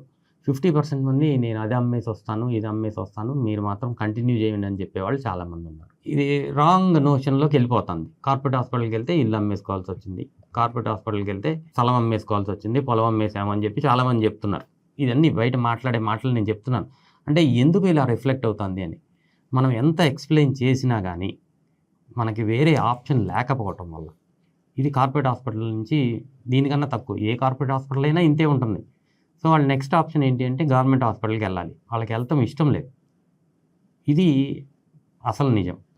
గవర్నమెంట్ హాస్పిటల్లో కేర్ ఉండదు అనేది వాళ్ళందరి నమ్మకం. డబ్బులు లేకపోయినా పొలం అమ్ముకునైనా మేము ఇక్కడే కంటిన్యూ చేస్తాం ట్రీట్మెంట్ అంటున్నారంటే ఎంత అపనమ్మకమో గవర్నమెంట్ సెక్టర్ మీద, పబ్లిక్ హెల్త్ మీద మన దేశంలో మనం అర్థం చేసుకోవాలి. ఇది ఫ్యాక్ట్. సో మీరు చెప్పిన దాని మొత్తంలో నాకు ఒక టేక్ అవే పాయింట్ ఉంది అంటే, హాస్పిటల్కి వెళ్తున్నప్పుడు ఎంత బికారీలా కనిపిస్తే అంత బెటర్. అలా ఏముండదు, ఎవరికైనా సరే ఒకటే రకంగా హెల్ప్ చేస్తాం. ఇది మాత్రం నిజం. డబ్బులు ఉన్న వాళ్ళకి ఎక్కువ బిల్ వేయటం, డబ్బులు లేని వాళ్ళకి తక్కువ బిల్ వేయటం. మెజారిటీ ఆఫ్ ద బిల్స్ మీరు అంటే ట్రీట్మెంట్ ప్రకారమే నడుస్తుంది. చిన్న చిన్న ట్వీక్స్ అన్ని చోట్ల ఉంటాయి, నేను దాని గురించి ఏం మాట్లాడలేదు. బట్ ఫైనల్ బిల్కి వచ్చేసరికి ఎక్కడెక్కడైతే ఉన్నాయో most of the time cut చేస్తారు. ఇన్సూరెన్స్లోనే బిల్ ఎక్కువ అవుతుంది, ఎందుకంటే ఎవరో డిస్కౌంట్లు అడగరు అక్కడ. ఇన్సూరెన్స్ అప్రూవల్ ఇస్తే అప్రూవల్ ఇచ్చినట్టు. మీరు అన్న ఇన్సూరెన్స్లో ఎక్కువ బిల్లు, క్యాష్లో తక్కువ బిల్లు అవుతుంది అనేది కదా మీ క్వశ్చన్. ఇందుకు అవుతుంది. గవర్నమెంట్ హెల్త్ కేర్ అన్నారు కదా, గవర్నమెంట్ హెల్త్ కేర్ గురించి మాట్లాడదాం. Okay, very straight question, government హాస్పిటల్స్కి వెళ్ళడానికి ఎందుకు ఇష్టపడరు? 2 థింగ్స్. గవర్నమెంట్ హాస్పిటల్లో ఇన్ఫ్రాస్ట్రక్చర్ అంటే బిల్డింగ్స్ కానీ ఎక్విప్మెంట్ కానీ అంతా బాగుంది, కానీ మీకు కంటిన్యూస్గా సోకాల్డ్ అంటే రెస్పాన్సిబుల్గా పనిచేసే వాళ్ళు తక్కువ మంది ఉంటారు. నెంబర్ ఆఫ్ పీపుల్ అంటే డాక్టర్స్ చాలా తక్కువ మంది ఉంటారు. ఈవెన్ అర్బన్ సిటీస్లో అంటే హైదరాబాద్ లాంటి సిటీ గవర్నమెంట్ హాస్పిటల్లో కూడా, అంటే ఇప్పుడు మన గాంధీ హాస్పిటల్లో కూడా ఉండాల్సిన డాక్టర్స్ కంటే తక్కువ ఉంటున్నారా? 100%. ఎంత తక్కువ ఉంటున్నారు? 50% తక్కువ. సార్ చూసారా సార్ ఇప్పుడు గాంధీ హాస్పిటల్ ఎంతమంది వస్తారో? అవసరమైన దానికన్నా 50% తక్కువ ఉంటారు. And majority of the work is always done by the post graduates అక్కడ. ఎందుకంటే కన్సల్టెంట్స్ సీనియర్స్ తక్కువ మంది ఉంటారు, చాలా తక్కువ. వాళ్ళు ఎంత క్లినిక్లో పెట్టుకుని బయట ఉంటున్నారా? వాళ్ళు ఉంటారు, వాళ్ళు ఉంటే సరిపోదు. వాళ్ళు ఏం చేయగలుగుతారు? ఒక్క మనిషి 100 మందిని ఎలా చూస్తారు అసలు? అంటే గవర్నమెంట్కి ఇంతమంది ఇన్ఫ్లో వస్తుంది అని తెలిసి కూడా, ఎక్స్ట్రా డాక్టర్స్ రిక్వైర్మెంట్ ఉందని తెలిసి కూడా అపాయింట్మెంట్ చేయట్లేదు అంటున్నారా? ఎవరో రెడీగా లేరు పని చేయడానికి గవర్నమెంట్ సెక్టర్. డాక్టర్స్ చాలా తక్కువ మంది. ఏం మాట్లాడుతున్నారు సార్? గవర్నమెంట్ అసలు డాక్టర్ అంటేనే తెగ పడిపోయేవారు కదా సార్. తగ్గిపోయింది, అదే అంటున్నాను. ఇప్పుడు లాస్ట్ 10-15 ఇయర్స్లో బాగా తగ్గిపోయింది గవర్నమెంట్ సెక్టర్లో వర్క్ చేయడానికి. ఎందుకంటే రిసోర్సెస్ గవర్నమెంట్ దగ్గర చాలా ఎక్కువ డబ్బులు ఉంటాయి, ఏ ప్రైవేట్ ఆపరేటర్ కన్నా ఎక్కువ డబ్బులు ఉంటాయి. కానీ హెల్త్ మీద ఖర్చు పెడతానికి పెద్దగా ఇంట్రెస్ట్ చూపించట్లా. బాగా కొంచెం బాగా ఇది చేసుకుని యూ గెట్ సమ్ మనీ, దాన్ని వాడటం పెద్ద ప్రాబ్లం. ఫర్ ఎగ్జాంపుల్ ఒక హాస్పిటల్కి ఇంత బడ్జెట్ అలాట్ అయింది. ఇది అలాట్ అయిన తర్వాత అక్కడ డాక్టరు లేకపోతే మెడికల్ సూపరింటెండెంట్ ఆ డిపార్ట్మెంటు వాళ్ళు డెసిషన్ తీసుకోరు. దాని తర్వాత దానిపైన ఒక బ్యూరోక్రాట్ ఉంటారు, ఐఏఎస్ ఆఫీసర్ ఉంటాడు. ఆయన డెసిషన్ తీసుకోవాలి ఏ డబ్బులు ఎక్కడికి వెళ్ళాలి, ఎంత వాడాలి అని. సో మీకు ఫండ్స్ అలాట్ అయినా కానీ దాని యూటిలైజేషన్ లేట్ అయిపోతుంది. సో ఈలోపు హెల్త్ కేర్ సిస్టమ్ నెమ్మదిగా కొలాప్స్ అయిపోతూ ఉంటుంది. పబ్లిక్ హెల్త్ అనేది కంప్లీట్గా కొలాప్స్ అయిపోయింది మనది భారతదేశంలో. ఇప్పుడు ఆల్టర్నేటివ్ లేకపోవటం వల్ల జనాలందరూ people are flocking towards private hospitals. ఇంతమంది ప్రైవేట్ హాస్పిటల్ చుట్టూతా వెళ్ళిపోతానికి. ఇప్పుడు ఈ ప్రైవేట్ హాస్పిటల్స్లో మీలాంటి డాక్టర్స్ రోజుకి ఎంతమంది పేషెంట్స్ చూస్తారు సార్? నేను యావరేజ్గా ఒక 30 మెంబర్స్ని చూస్తాను. అంటే ఒక 8 hours షిఫ్ట్లో మీకు 8 hours ఉంటాయా అంటే లేకపోతే ఇంకెక్కువ ఉంటాయా? ఇది అంటే ఇట్ ఈస్ బేస్డ్ ఆన్ అంటే ఫర్ ఎగ్జాంపుల్ ఒక జూనియర్ డాక్టర్ ఉంటే షిఫ్ట్ టైమింగ్ అలా ఉంటుంది. నేను as a consultant it is like నేను మీ ఇష్టం, యూ టైమింగ్స్ ఆర్ యువర్స్. సరే నేను నా ఓన్ క్లినిక్లో పని చేసుకున్నప్పుడు నేను ఎంత కంఫర్టబుల్గా ఉంటానో అలాగా మనకు కంఫర్ట్ ఉంటుంది. ఓకే, సో ఒక 30 పేషెంట్స్ చూస్తారు. ఒక గవర్నమెంట్ హాస్పిటల్లో ఒక doctor who has same seniority like you ఎంతమంది పేషెంట్స్ చూస్తారు సార్? ఎంతమందిని చూడాలి అడగండి ఫస్ట్. కనీసం ఆయన ఓపీడీలో కూర్చుంటే, నా సీనియారిటీ ఉన్న పేషెంట్ ఓపీడీలో కూర్చుంటే, మండే ఓపీడీలో కూర్చుంటే 150 మందిని చూడాల్సి వస్తుంది. 5 times సార్? క్వాలిటీ తగ్గిపోతుంది డెఫినెట్గా. మీరు స్పెండ్ చేసే టైం తగ్గిపోతుంది ఒక్కొక్క పేషెంట్తో.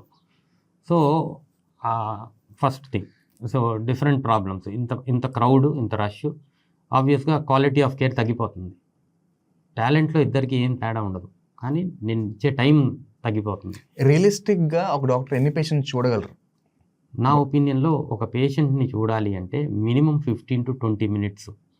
అదే పేషెంట్ కొంచెం సిక్గా ఉంటే కనీసం 40 నిమిషాలు పడుతుంది ఒక పేషెంట్ని చూస్తానికి. మీరు రోజుకి 12 గంటలు కూర్చుని నేను పేషెంట్ని పొద్దున్న 8 వచ్చి రాత్రి 8 వరకు చూసినా 30-35 కన్నా ఎక్కువ చూడలేము సరిగ్గా చూస్తే. అక్కడ 150 మంది చూస్తున్నారా? చూడాలి, ఇంకా ఎక్కువే అవసరం, అప్పుడప్పుడు అవ్వచ్చు. నేను నెంబర్ కొంచెం తక్కువే చెప్పానని నేను అనుకుంటున్నాను. మరి అంతమందిని చూస్తున్నప్పుడు క్వాలిటీ హెల్త్ కేర్ ఎలా ఇవ్వగలుగుతున్నారు సార్ అక్కడ? అదే కష్టం, అదే కదా ప్రాబ్లము. పేషెంట్స్ ఆర్ అన్హ్యాపీ, ఎందుకంటే టైం స్పెండ్ చేయలేదు డాక్టర్ అంటారు. కానీ ఆయనకు ఉన్న దీంట్లో అంతే చేయగలుగుతారు, ఆయన అందరినీ చూడాలి కాబట్టి. ఒకటి. నెక్స్ట్ క్వాలిటీ ఆఫ్ కేర్లో రెండో ప్రాబ్లం ఏంటంటే ఎక్విప్మెంట్ అన్ని ఎక్విప్మెంట్లు కొని పెడతారు. అది ఒకసారి పాడైపోయిందంటే రిపేర్ ఉండదు. మెయింటెనెన్స్ చాలా ప్రాబ్లం. సో నేను తెలుసుకున్నాను సార్. ఇది చిన్న స్టార్ట్ చెప్తాను. ఇది నాకు ఇలాగ మనం ఆడుకుంటుంటే రీసెర్చ్ చేస్తున్నప్పుడు చాలా డాక్టర్స్ ఫోన్ చేసి ఏమవుతుంది గవర్నమెంట్ హాస్పిటల్లో అంటే, నీకు వెరీ సింపుల్ స్టార్ట్ చెప్తా వివేక్. లెట్ us say ఒక 10 మెషిన్లు ఉండాలనుకో. 10 మెషిన్లు ఉంటాయి, లేవని అనట్లేదు. 10 మెషిన్లు ఉంటాయి. ఆ 10 మెషిన్లో 4 మెషిన్లే పని చేస్తాయి, ఎందుకంటే మిగతా 6 మెషిన్లు అవుట్ ఆఫ్ మెయింటెనెన్స్ ఉంటాయి, లేకపోతే దాన్ని పని చేయకుండా ఉంటాయి, చీప్ స్టాక్ పడిపోతుంది. సెకండ్, ఆ 4 మెషిన్లో అసలు ఆ 4 మెషిన్లు మెయింటైన్ చేయడానికి చాలా ఖర్చు అయిపోతుందని చెప్పి అది కూడా దాన్ని పక్కన పెట్టేస్తారు. అది కాకుండా ఆ 4 మెషిన్లు రన్ చేయడానికి స్కిల్ లేదు. ఎగ్జాక్ట్లీ, ఇది ఇంకొక ప్రాబ్లం. సేమ్ అగైన్ మళ్ళీ సేమ్. ఎందుకో స్కిల్ లేరు అంటే వీళ్ళకి ఆఫర్స్. ఫర్ ఎగ్జాంపుల్ ఒక టెక్నీషియన్, ఒక ల్యాబ్ టెక్నీషియను, లేకపోతే సిటీ టెక్నీషియను, వీళ్ళకి టాలెంట్ ఉంది, వాళ్ళకి ఆపర్చునిటీస్ ప్రైవేట్ హాస్పిటల్లో ఉన్నాయి. గవర్నమెంట్ హాస్పిటల్లో పే తక్కువ ఉంది. ఎంత ఉంటుంది సార్ వీళ్ళకి పే? ఎగ్జాక్ట్గా నేను 15,000 ఉంటుందా? 20,000 to 25,000 ఉండొచ్చు. బయట వెళ్తే ఎంత వస్తుంది? 50,000. దానికన్నా డబుల్ ఉంటుంది ఈజీగా, ఎక్స్పీరియన్స్ని బట్టి. సో పేమెంట్ తక్కువ ఉంది, డాక్టర్స్కి పేమెంట్ తక్కువ ఉంటుంది, టెక్నీషియన్స్కి, నర్సింగ్ స్టాఫ్కి అందరికీ తక్కువ పేమెంట్ ఉంటుంది గవర్నమెంట్ సెక్టర్లో. Same thing at least double private సెక్టర్లో, అట్లీస్ట్ 1.5 times ప్రైవేట్ సెక్టర్లో ఉంది. సో నీకు మ్యాన్ పవర్ తగ్గిపోయింది, ఎక్విప్మెంట్ మెయింటెనెన్స్ లేదు. ఇవన్నీ multiple reasons for the collapse of public health. మరి అలొకేట్ చేసిన డబ్బులు ఎక్కడ పోతున్నాయి సార్? మనం ఇప్పుడు ఆరోగ్యశ్రీలు ఇస్తున్నాం కదా, అది కూడా సరిగ్గా ఇవ్వట్లే కదా సార్. అదే అంటున్నాను, లాంగ్ టర్మ్ కాకుండా షార్ట్ టర్మ్ గెయిన్స్ కోసం చూస్తున్న వల్ల పబ్లిక్ హెల్త్ అంతా డ్యామేజ్ అయిపోతుంది. ఇవన్నీ షార్ట్ టర్మ్ గెయిన్స్. ఈ ఆరోగ్యశ్రీలో డబ్బులన్నీ ఎవరికి వెళ్తున్నాయి? గవర్నమెంట్ హాస్పిటల్కి రావట్లేదు. ఇవన్నీ మళ్ళీ మీరు ఏదో చిన్న చిన్న ప్రైవేట్ హాస్పిటల్స్కి ఇస్తున్నారు. ఆ ఇన్కమ్ అటు వెళ్తుంది కానీ ఎలా ఈ గవర్నమెంట్ సెక్టర్ పబ్లిక్ హెల్త్ని బిల్డ్ చేస్తానికి ఎలా హెల్ప్ అవుతుంది? క్వశ్చన్, నాకు ఆన్సర్ లేదు దానికి. మీరు ఈ ఆరోగ్యశ్రీలో ఏం చెప్తున్నారు? మీరు వెళ్ళి ప్రైవేట్ హాస్పిటల్లో ట్రీట్మెంట్ చేసుకోమని చెప్తున్నారు. మీరు యూఆర్ యాక్సెప్టింగ్ యువర్ ఫెయిల్యూర్. ఏమని? మేము చేయలేము, మీరు ప్రైవేట్ హాస్పిటల్లో చేసుకోండి. ఇన్స్టిట్యూషన్ ఉన్న తర్వాత కూడా ఆ ప్రైవేట్ హాస్పిటల్తో కంపేర్ చేస్తే ఈ మన సో కాల్డ్ గవర్నమెంట్ సెటప్తో కంపేర్ చేస్తే అవన్నీ చిన్న చిన్న హాస్పిటల్స్. కానీ పబ్లిక్ ఎలాంటి ఫీలింగ్ అంటే ప్రైవేట్ హాస్పిటల్లో వెళ్ళి మేము ట్రీట్మెంట్ చేసుకుంటున్నాం అనే ఫీలింగ్ ఉంటుంది. నిమ్స్తో పోలిస్తే కాలిగోటి కూడా పనికిరావు ఆ సో కాల్డ్ ఆళ్ళు ఎక్కడెక్కడెక్కడైతే చేయించుకుంటున్నారు. చిన్న చిన్న హాస్పిటల్స్ అన్నీ ఆరోగ్యశ్రీ వల్ల బాగుపడినాయి. గవర్నమెంట్ హాస్పిటల్స్ ఇంకా ఇంకా ఇంకా ఇంకా కిందకి వెళ్ళిపోయినాయి. మీరు ఇందాక అన్నారు కదా సార్, ఎంబీబీఎస్లు ఎవరు హాస్పిటల్స్లో పనిచేయడానికి ఇష్టపడట్లేదని. ఎందుకు ఇష్టపడట్లేదు? Again same thing, pay. For example MBBS, post MBBS అంటే ఎలా ఉందంటే, నేను ఒక సింపుల్ ఎగ్జాంపుల్ చెప్తాను. ఫర్ ఎగ్జాంపుల్, సరే నేను ఎంబీబీఎస్ చదివే రోజులు ఎందుకు కానీ ఈ రోజు గురించి నేను చెప్తాను. నేను ఎంబీబీఎస్ చదివే రోజుల్లో ఒక సింపుల్ ఎగ్జాంపుల్ చెప్పదలుచుకున్నాను. మా ఊర్లో మా అంకుల్ ఒక ఆయన ఉన్నారు. ఆయన చిన్నప్పటి నుంచి ఊర్లోనే ఉన్నారు. ఒక వాటర్ అంటే ఊర్లో మాకు బోరు మెషిన్ లేదనమాట. ఊరికి వాటర్ సప్లై చేస్తానికి కొంచెం ఒక 5-6 కిలోమీటర్స్ దూరం వెళ్ళి అక్కడ బోర్ ఉంటే అక్కడి నుంచి వాటర్ పంప్ అవుతాయి ఊర్లోకి, డ్రింకింగ్ వాటర్. దాన్ని ఆన్ చేయడానికి గవర్నమెంట్ జాబ్ అయింది. Okay, so right. ఆయనకి ఆ రోజుల్లో ఆయన శాలరీ, గవర్నమెంట్ జాబ్, ఆయన శాలరీ 22,000 వెళ్ళి స్విచ్ చేయడానికి. ఓకే, మీకెంత? 5,000. 5,000 రూపీస్ పోస్ట్ ఎంబీబీఎస్ నేను పనిచేసింది 5,000 రూపీస్కి. అది డాక్టర్స్ పరిస్థితి ఎప్పుడు. ఓకే, అది ఆ రోజు. ఈ రోజు ఏంటి అంటే ఎంబీబీఎస్ 5.5 years చదివేశారు. చాలా ఎంబీబీఎస్ సీట్ వస్తే మాత్రం చాలా స్టార్ లాగా చూస్తారు. ఇప్పుడు కూడా అంతే ఉంది కదా, రైట్, 100% కదా. ఎంబీబీఎస్ అయిపోయిన తర్వాత 30,000, 35,000, 40,000 ఇది పరిస్థితి. మీరు గవర్నమెంట్ హాస్పిటల్స్ అంటున్నారా, ప్రైవేట్ హాస్పిటల్స్? గవర్నమెంట్ హాస్పిటల్లో 30,000 ఇస్తే ప్రైవేట్ హాస్పిటల్లో 40,000 ఇస్తారు, అంతే. వీడు పెద్ద వదిలించట్లేదు మళ్ళీ. అది మన పరిస్థితి. సో ఏమవుతుందంటే, ఒక 100 మంది ఎంబీబీఎస్ డాక్టర్లు ప్రొడ్యూస్ అవుతుంటే మన దేశంలో, అందులో 50-60% and most of the time merit ఉన్న వాళ్ళందరూ బయట దేశాలకు వెళ్ళిపోతున్నారు. They are flying off. UK, US, Australia, multiple options వచ్చేసినాయి. కెనడా, మల్టిపుల్ ఆప్షన్స్ వచ్చేసినాయి. అక్కడికి వెళ్ళగానే వాళ్ళ పే పెరుగుతుంది. వాళ్ళు పోస్ట్ గ్రాడ్యుయేషన్ చేస్తానే వాళ్ళ పే ఈజ్ వెరీ గుడ్ మిగిలిన దేశాల్లో. ఇక్కడ ఏంటంటే number of post graduate seats తక్కువ. పోస్ట్ గ్రాడ్యుయేషన్లోకి వెళ్ళినా కానీ స్టైఫండ్ నామినల్గా ఉంటుంది. ఇప్పుడు reasonably okay. Once upon a time చాలా బ్యాడ్గా ఉండేది, ఇప్పుడు reasonably okay. But number of seats, 100 మంది పోస్ట్ గ్రాడ్యుయేషన్ చేస్తే 10 సీట్లే ఉన్నాయి. 100 మంది ఎంబీబీఎస్ చేస్తే 10% పోస్ట్ గ్రాడ్యుయేట్ సీట్స్ ఉన్నాయి. కాంపిటీషన్ ఎక్కువ అయిపోతుంది. ఒట్టి ఎంబీబీఎస్తో ఇక్కడ ఉండలేరు, బయట దేశాలకు వెళ్ళిపోతున్నారు. సరే, శాలరీ తక్కువ అంటున్నారు, గివెన్, డన్. శాలరీ తక్కువైనా కూడా జాయిన్ అవుతున్నారు కదా, వాళ్ళ వర్కింగ్ కండిషన్స్ ఎలా ఉంటుంది గవర్నమెంట్ హాస్పిటల్స్లో డాక్టర్స్కి?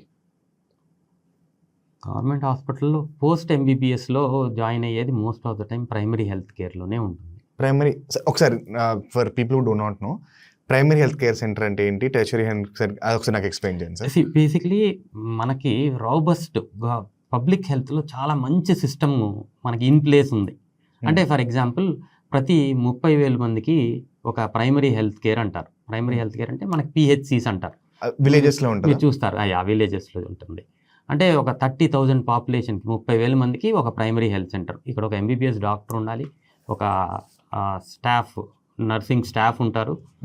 వీళ్ళు బేసిక్ ట్రీట్మెంట్స్ అంటే జ్వరము, జలుబు, దగ్గు, నార్మల్ డెలివరీసు, ఇవన్నీ చిన్న చిన్న సర్జరీసు, ఏదన్నా దెబ్బలు తగిలినా, కుట్లేయాలన్నా ఇలాంటివన్నీ అక్కడ చేసేయగలుగుతారు, చెయ్యాలి. అదే సిస్టమ్ ప్రకారం అక్కడ ఒక ఎంబీబీఎస్ డాక్టర్ ఉంటే సరిపోతుంది. ఇన్ బేసిక్ ఎంబీబీఎస్ నాలెడ్జ్తో ఇవన్నీ చూసేయగలుగుతారు. దీని తర్వాత ఫర్ ఎగ్జాంపుల్ ఒక ప్రెగ్నెన్సీ కాంప్లికేటెడ్గా ఉంది, లేదంటే ఒక మేజర్ సర్జరీ చేయాలి, ఒక అపెండిసెక్టమీ సర్జరీ చేయాలి. సో వీళ్ళు నెక్స్ట్ స్టేజ్ సిహెచ్సి అంటారు. ఓకే. కమ్యూనిటీ హెల్త్ కేర్ అంటారు దీన్ని. ఇక్కడ ఒక జనరల్ సర్జన్, ఒక జనరల్ ఫిజిషియన్, ఒక గైనకాలజిస్ట్, ఒక పీడియాట్రిషియన్ ఉంటారు కంపల్సరీ. సో వీళ్ళు నెక్స్ట్ సింపుల్ సార్ కంపల్సరీ ఉంటారు అంటే ఉండాలి. ఓకే, అదే నాకు క్లారిటీ కావాలి సార్. సిస్టమ్ ఎలా ఉంటుంది అనేది చెప్తున్నా. ఇక్కడ ఇంకా కొంచెం కాంప్లికేటెడ్ అయ్యి ఇక్కడ వీళ్ళు మేనేజ్ చేయలేని దాన్ని డిస్ట్రిక్ట్ హాస్పిటల్కి పంపిస్తారు. అంటే ప్రతి డిస్ట్రిక్ట్కి ఒక టెరిషరీ కేర్ సెంటర్, ఒక పెద్ద ఆసుపత్రి ఉండాలి. అందరికీ తెలుసు ఇవన్నీ మనం ఏంటంటే 20 సంవత్సరాలు 30 సంవత్సరాలు అయిపోయింది ఇవన్నీ ఎందుకంటే అవన్నీ ఫంక్షనాలిటీలో లేవు ఇప్పుడు. అది పెద్ద ప్రాబ్లం. ఓకే, ఇది మన system actually. I will tell you the numbers also if you also know this. ప్రతి 1200 మందికి ఒక డాక్టర్ ఉండాలి WHO ప్రకారం. అర్బన్లో ప్రతి 1180 మెంబర్స్కి ఒకటి ఉన్నారు. So almost correct, right? కానీ రూరల్లో ప్రతి 9,000 మందికి ఒక డాక్టర్ ఉన్నారు. ఎగ్జాక్ట్లీ. ఇక్కడ కూడా పెద్ద నెంబర్ ఏం కాదు, ఇక్కడ ఇంకా దరిద్రం. ఇక్కడ ఇంకా తగ్గిపోతుంది. Over a period of time అది కూడా తగ్గిపోతుందని నాకు అనిపిస్తుంది, అన్లెస్ ఏదన్నా డ్రాస్టిక్గా చేంజెస్ అవ్వకపోతే తప్పితే. అంటే నాకు తెలిసిన ఒక ఇది చెప్తాను. యుఎస్లో కానీ మల్టిపుల్, అంటే యూకే గురించి మాట్లాడొద్దు కానీ యుఎస్ కానీ ఆస్ట్రేలియా కానీ ఇలాంటి ప్లేసెస్లో ఇది సేమ్ ప్రాబ్లం ఉంటుంది. అందరూ అర్బన్ సిటీస్లో ఉండడానికి ప్రయత్నం చేస్తారు, రూరల్ ఏరియాస్ని ఇది చేస్తారు. కాబట్టి same level of education. For example నేను ఒక నెఫ్రాలజిస్ట్, నేను సిటీలో పనిచేస్తే నాకు for example X amount of dollars వస్తాయి. ఇదే నేను అర్బన్ లొకేషన్ని కనుక చూస్ చేసుకుంటే 2x. అర్బన్ కాదు, రూరల్. రూరల్ని నేను సెలెక్ట్ చేసుకుంటే అంటే విలేజెస్లో పనిచేయడానికి ఇన్సెంటివైజ్ చేస్తున్నారు, డబ్బులు 2x చేస్తున్నారు. మనకెందుకు జరగట్లేదు సార్ ఇక్కడ? ఇంట్రెస్ట్ ఉండాలి. ఇది ప్రాబ్లం అని ఫస్ట్ తెలుసుకోవాలి. ఇది మనం ఇంప్రూవ్ చేయాలని ఇంట్రెస్ట్ ఉండాలి. ఇంట్రెస్ట్లో ఏమి అవసరం లేదు కదా. తెలియక చేయట్లేదా, ఇష్టం లేక చేయట్లేదా, ఎవరు చేస్తాడులే అని చెప్పి చేయట్లేదా, ఎందుకు చెయ్యాలి అని చేయట్లేదు. అల్టిమేట్గా పొలిటీషియన్స్ నాకు ఒక పాడ్కాస్ట్లో కోపం వస్తుందండి. ఈ పాడ్కాస్ట్ ఉంది సార్, మీ మీద కాదు సార్, సారీ. ఎందుకు చెయ్యాలి? ఎవరైనా సరే ఏమైనా సరే నెక్స్ట్ ఎలక్షన్లో ఓట్ల కోసమే చేస్తారు ఎవరైనా సరే. దీనివల్ల కొత్తగా ఓట్లు ఏమి రావు, మనం ఆరోగ్యశ్రీ ఇస్తున్నాం కదా అనేది మన feeling. One Band-Aid for everything, అంతే. ఇంట్రెస్ట్ లేదు, ఎవరికి ఇంట్రెస్ట్ లేదు, డిమాండ్ లేదు. సార్ ఇప్పుడు డాక్టర్స్ అంటున్నారు కదా, MBBS డాక్టర్స్ అంటున్నారు కదా. సో లెటెస్ట్ ఒక 100 మంది డాక్టర్స్, MBBS డాక్టర్స్ బయటకు వస్తున్నారు అనుకోండి every year. PG seats only 8%, అంటే 8 PG సీట్లే ఉన్నాయి. అండ్ దానికి బీభత్సమైన కాంపిటీషన్ ఉంటుంది. తెగ చదివేస్తున్నారు అందరూ, కింద పైన పడిపోయి they are doing their best to get to PG seats. Because ఒక MBBS అంటే రైట్నో ఒక డిగ్రీ లాగా, దానికి ఒక ఇంపార్టెన్స్ లేదు. ఒకప్పుడున్న ఇంపార్టెన్స్ లేదు, ఒకప్పుడున్న వైభవం లేదు దానికి. ఇప్పుడు ఆ 8 మెంబర్స్ PG వచ్చేసి వెళ్ళిపోతున్నారు, వాళ్ళు ఏదో స్పెషలైజేషన్ చేసుకుంటున్నారు. మిగతా 90 మంది ఏం చేస్తున్నారు సార్? 90 మందిలో ఒక 15-20 మంది అలాగే MBBSతో ప్రాక్టీస్ చేస్తున్నా. 70 మంది డెఫినెట్గా బయట దేశాలకు వెళ్ళిపోతున్నారు. MRCP, UK, USMLE, US వెళ్ళిపోతున్నారు. ఆస్ట్రేలియా. అంతమంది వెళ్తున్నారా సార్? 60 to 70% వెళ్ళిపోతున్నారు.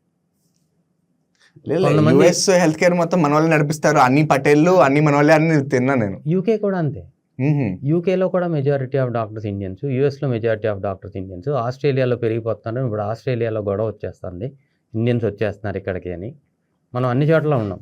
మీకు చెప్పనా సార్, మేము ఒక ప్రాజెక్ట్ రీసెర్చ్ చేస్తున్నాం. జర్మనీలో at this point of time 6,000 డాక్టర్స్కి ఆల్మోస్ట్ ఎవ్రీ ఇయర్ 4,000 నర్సెస్కి రిక్వైర్మెంట్ ఉంది. అవును, ఇప్పుడు మన వాళ్ళకి జర్మనీ వస్తే జర్మన్ లాంగ్వేజ్ నేర్చుకుంటే వెళ్ళిపోవచ్చు. చాలా మంది వెళ్ళిపోతున్నారు. ఇప్పుడు ప్లాన్ చేస్తారు లాంగ్వేజ్ నేర్చుకుని వెళ్ళిపోతున్నారు. అంతే. జర్మన్ లాంగ్వేజ్, ఓన్లీ లాంగ్వేజ్ ఒక్కటే వాళ్ళకి రెస్ట్రిక్షన్. లాంగ్వేజ్ నేర్చుకుని ఎగ్జామ్ పాస్ అయితే వెళ్ళిపోవచ్చు. ఈవెన్ బేసిక్ MBBS కూడా, జనరల్ ఫిజిషియన్ MBBS కూడా ఫిజిషియన్ అక్కర్లేదు, MBBS తర్వాత వెళ్ళిపోవచ్చు. వాళ్ళు అక్కడ కోర్సులోకి జాయిన్ చేసుకుంటారు, లాంగ్వేజ్ వస్తే చాలు. And they are paying almost close to 6 to 7 lakhs. ప్రతి దేశంలో అలాగే ఉంది, మన దేశంలో మాత్రం ఇలా ఉంది. ఆబ్వియస్లీ బ్రెయిన్ అవుతుంది. మనకి పాపులేషన్, ఎక్కువ పాపులేషన్ ఉండటం అడ్వాంటేజ్. కానీ స్కిల్డ్ పాపులేషన్ బయట దేశాలకు వెళ్ళిపోతుంటే ఇంకా లాస్లో వెళ్ళిపోతున్నాం మనం. ఆ స్కిల్డ్ పాపులేషన్ని వెళ్ళిపోకుండా చూసుకుంటే మనకి అట్లీస్ట్ హెల్త్ కేర్, అంతకన్నా మోస్ట్ ఇంపార్టెంట్ థింగ్ ఇంకేముండదు. హెల్త్ ఎడ్యుకేషన్ చాలా చాలా ఇంపార్టెంట్. చాలామంది మీటింగుల్లో అన్నిట్లో చెప్తారు, కానీ దానికోసం ఏమీ చేయట్లేదు.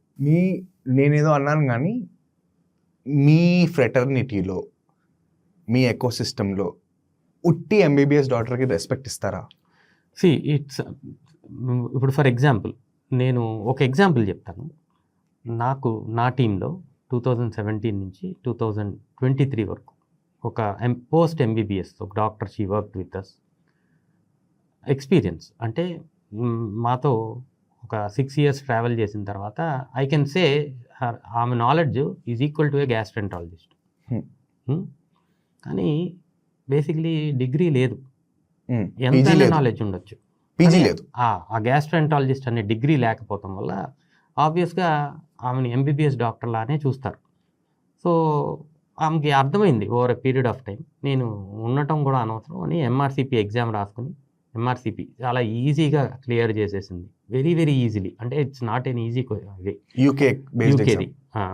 యూకేలో MRCP physician royal college clear చేసింది, వెళ్ళిపోయింది. అక్కడ ఆపర్చునిటీ ఎంత చేంజ్ అయింది? పే 5 times ఎక్కువే ఉంటుంది. పే ఒకటి, రెస్పెక్ట్ ఒకటి. నీకు డిగ్రీ వచ్చేసింది అన్నవు, నిన్ను ఫిజిషియన్ లాగా రికగ్నైజ్ చేస్తారు, నీకు సూపర్ స్పెషాలిటీ ఛాన్స్ ఉంది. సో వీళ్ళందరినీ మనం మిస్ అయిపోతున్నాం మన దేశంలో. ఇలాగా ఇది ఒక సింపుల్ ఎగ్జాంపుల్ అంతే. ఇలా ఎంతమందికి, సో దీన్ని ఎలా ఆపుతాం sir? How do we stop this? First and foremost basic ఎంబీబీఎస్కి చాలా ఆపర్చునిటీస్, అవసరం ఉంది. అవసరం ఉన్న వాళ్ళకి అవకాశం ఇస్తే మనకి నిజంగా రూరల్ హెల్త్ కేర్ గురించి మాట్లాడటం కన్నా మనం దాన్ని ఇంప్రూవ్ చేయాలి అనుకుంటే వీళ్ళకి పేమెంట్స్, ఇన్సెంటివ్స్ ఇచ్చి అక్కడ ఉంచుకోవాలి. ఆ ప్రైమరీ హెల్త్ కేర్లో డెఫినెట్గా గవర్నమెంట్ మాత్రం వాళ్ళు డెఫినెట్గా ఇంట్రెస్ట్ చూపించాల్సిన అవసరం ఉంది. సో ఇప్పుడు మీరు రూరల్ హెల్త్ కేర్ వెళ్ళిపోతున్నారు, అసలు డాక్టర్స్ లేరు అంటున్నారు కదా, విలేజెస్లో ఇప్పుడు హెల్త్ కేర్ ఏంటి సార్ సంగతి? దాని what is the situation village health care? ఇప్పుడు బర్నింగ్ ఇష్యూ మీరు అబ్జర్వ్ చేస్తే ఫేక్ డాక్టర్స్ చాలా చోట్ల చాలా మందిని పట్టేసుకుంటున్నారు. మీరు ఫేక్ డాక్టర్స్ అని. వీళ్ళందరూ ఎందుకు వచ్చారు అంటే ఆ ఊర్లో ఇంజెక్షన్ చేసేవాళ్ళు డాక్టర్ అయిపోయారు. ప్రతి ఊర్లోనూ మీరు ఇక్కడ అక్కడ తెలంగాణ, ఆంధ్రప్రదేశ్, బీహారు, మధ్యప్రదేశ్, ఏ స్టేట్ అయినా తీసుకోండి మీరు, ఆ ఊర్లో ఊళ్ళల్లో డాక్టర్స్ లేరు. ఆ దగ్గరలో ఉన్న చిన్న టౌన్లో కూడా డాక్టర్స్ సరిగా లేరు అనుకోండి, ఈ ఊర్లో ఇంజెక్షన్ చేసేవాళ్ళు డాక్టర్స్ అయిపోయారు. వీళ్ళందరూ వాళ్ళు డాక్టర్స్ అని ప్రచారం చేసుకుంటున్నారు. సో అక్కడ ఉన్న వాళ్ళకి అవసరం, ఇమీడియట్గా ఎక్కడికి వెళ్ళలేరు, వీళ్ళనే డాక్టర్ గారు అని పిలిచి వాళ్ళందరినీ ఫేక్ డాక్టర్స్ని ఎక్కువ చేసేసారు మనం. అసలు ఆర్ఎంపీ అంటే ఏంటి సార్? ఆర్ఎంపీ అంటే రిజిస్టర్డ్ మెడికల్ ప్రాక్టీషనర్. యాక్చువల్గా ఆర్ఎంపీ అంటే మీరు అడిగితే రిజిస్టర్డ్ మెడికల్ ప్రాక్టీషనర్. కానీ నేను అనుకుంటాం కర్మ ఏంటంటే ఎవరో ఆర్ఎంపీలు అని చెప్పిన వాళ్ళు ఎవరో రిజిస్టర్ చేయలేదు. ఎక్కడ రిజిస్టర్ చేస్తున్నారు? ఎవరో రిజిస్టర్ చేయరు. రూరల్ మెడికల్ ప్రాక్టీషనర్ అయి ఉంటుందని నేను అనుకుంటున్నాను. ఆర్ఎంపీ అంటే ఏంటో ఆ చెప్పుకునే వాళ్ళకి తెలియాలి, నాకైతే తెలీదు. నాకు తెలిసిన ఆర్ఎంపీ అంటే రిజిస్టర్డ్ మెడికల్ ప్రాక్టీషనర్ని మాత్రమే ఆర్ఎంపీ అనాలి. ఎవరిని రిజిస్టర్ చేశారు, ఎవరో రిజిస్టర్ చేసుకున్నారో మనకు తెలీదు. వాళ్ళు ఆర్ఎంపీ అని పిలుచుకుంటున్నారు, దానికి ఒక అసోసియేషన్ అన్నీ చేసుకుంటున్నారు. I don't know what it is. ఈ రూరల్ సైడ్ అంటే విలేజ్ సైడ్, కొంచెం Tier 2, Tier 3 సిటీస్ సైడ్ ఈ ఆర్ఎంపీ డాక్టర్లది, ఫేక్ డాక్టర్లదే కదా సార్ హవా మొత్తం వాళ్ళదే కదా హవా విపరీతంగా. అంటే ఈ సిహెచ్సికి అక్కడ చుట్టుపక్కల ఉన్న ప్రైవేట్ హాస్పిటల్స్కి, సిహెచ్సికి ఎవరో డాక్టర్లు లేరు కాబట్టి అక్కడ పేషెంట్లు వెళ్ళరు, వదిలేసేయండి. సో పిహెచ్సిలో లేరు, ప్రైమరీ హెల్త్ కేర్లో లేరు, కమ్యూనిటీ హెల్త్ కేర్లో కూడా లేరు. సో అక్కడ కూడా అక్కడ ఏదో చిన్న ప్రైవేట్ హాస్పిటల్స్ ఉంటే అక్కడికే పంపిస్తారు. ఆ పంపించేదంతా కింగ్స్, వీళ్ళు డిసైడ్ చేస్తారు ఎవరి దగ్గరికి వెళ్ళాలి. ఇక్కడనే sir organ mafia, organ trading కూడా బాగా పుష్ అవుతుంది దీనివల్లేనా? Maybe yes. That is also sad no sir? Very very sad. అసలు హెల్తే మాఫియా అయిపోయింది. ఆయన డిసైడ్ చేస్తాడు. నేను 2-3 పర్సనల్ ఎక్స్పీరియన్సెస్ ఉన్నాయి నాకు. చెప్పండి సార్ ప్లీజ్. మిర్యాలగూడలో పేషెంట్ని చూస్తానికి వెళ్ళా, క్లినిక్ చేద్దామని వెళ్ళా. ఒక ఆయన పేషెంట్ని తీసుకొచ్చాడు, ఈయనకి సిగ్మాయిడోస్కోపీ చేయాలి మీరు అన్నాడు. ఇది అంటే సిగ్మాయిడోస్కోపీ ఓకే. అంటే ఒక ప్రొసీజర్ మాకు. అంటే ఫర్ ఎగ్జాంపుల్ మోషన్లో బ్లడ్ అవుతుంది, అలా యంగ్ పీపుల్ ఎవరన్నా ఉంటే ఎవరన్నారు వచ్చేది? సో కాల్డ్ ఫేక్ డాక్టర్ వచ్చి మీకు చెప్తున్నాడు? ఆయన నాకు చెప్తున్నాడు, ఎందుకంటే ఆయన తీసుకొచ్చాడు పేషెంట్, ఆయనకి చెప్పి తీసుకొచ్చాడు, నేను నీకు టెస్ట్ చేపిస్తాను అని. ఆయన నన్ను వచ్చి డిసైడ్ చేస్తున్నాడు. నెక్స్ట్ డే నేను వెళ్తాం మానేశాను ఆ ప్లేస్కి. ఇది 10 years బ్యాక్ జరిగింది, చెప్తున్నా, డైరెక్ట్ ఎక్స్పీరియన్స్. ఇంకో చెప్పండి సార్ ఇలాంటిది. ఏమో మళ్ళీ లేదు, మళ్ళీ ఎక్కడికి వెళ్ళాలి నేను అసలు. ఇంకో ఎక్స్పీరియన్స్ ఏమని చెప్పండి ఇలాంటిది. మీకు 2 చెప్పారు, నాకు ఒకటే చెప్తున్నారు. ఇది డైరెక్ట్ ఎక్స్పీరియన్స్. ఇంకా ఫ్రెండ్స్కి ఎక్స్పీరియన్స్లు ప్రతిరోజు చెప్పండి సార్ స్టోరీస్, ఎందుకంటే ఇది అందరూ వినాలి. ప్రతి ఒక్కడు ఫేక్ డాక్టర్, నేను ఆర్ఎంపీ అని చెప్పి మెడిసిన్లు ఇచ్చుకుంటూ బోర్డులు పెట్టుకొని బయట డాక్టర్ ఏబీసీ కింద ఆర్ఎంపీ అని ఉంటుంది. అసలు దీనికి సంబంధం లేకుండా ఉంటున్నారు వాళ్ళు. But we have to create more awareness on this sir. అది అన్ఫార్చునేట్ థింగ్ ఏంటంటే, మనం చాలామంది మనకు తెలిసిన వాళ్ళు కూడా వాళ్ళనే నమ్ముతున్నారు.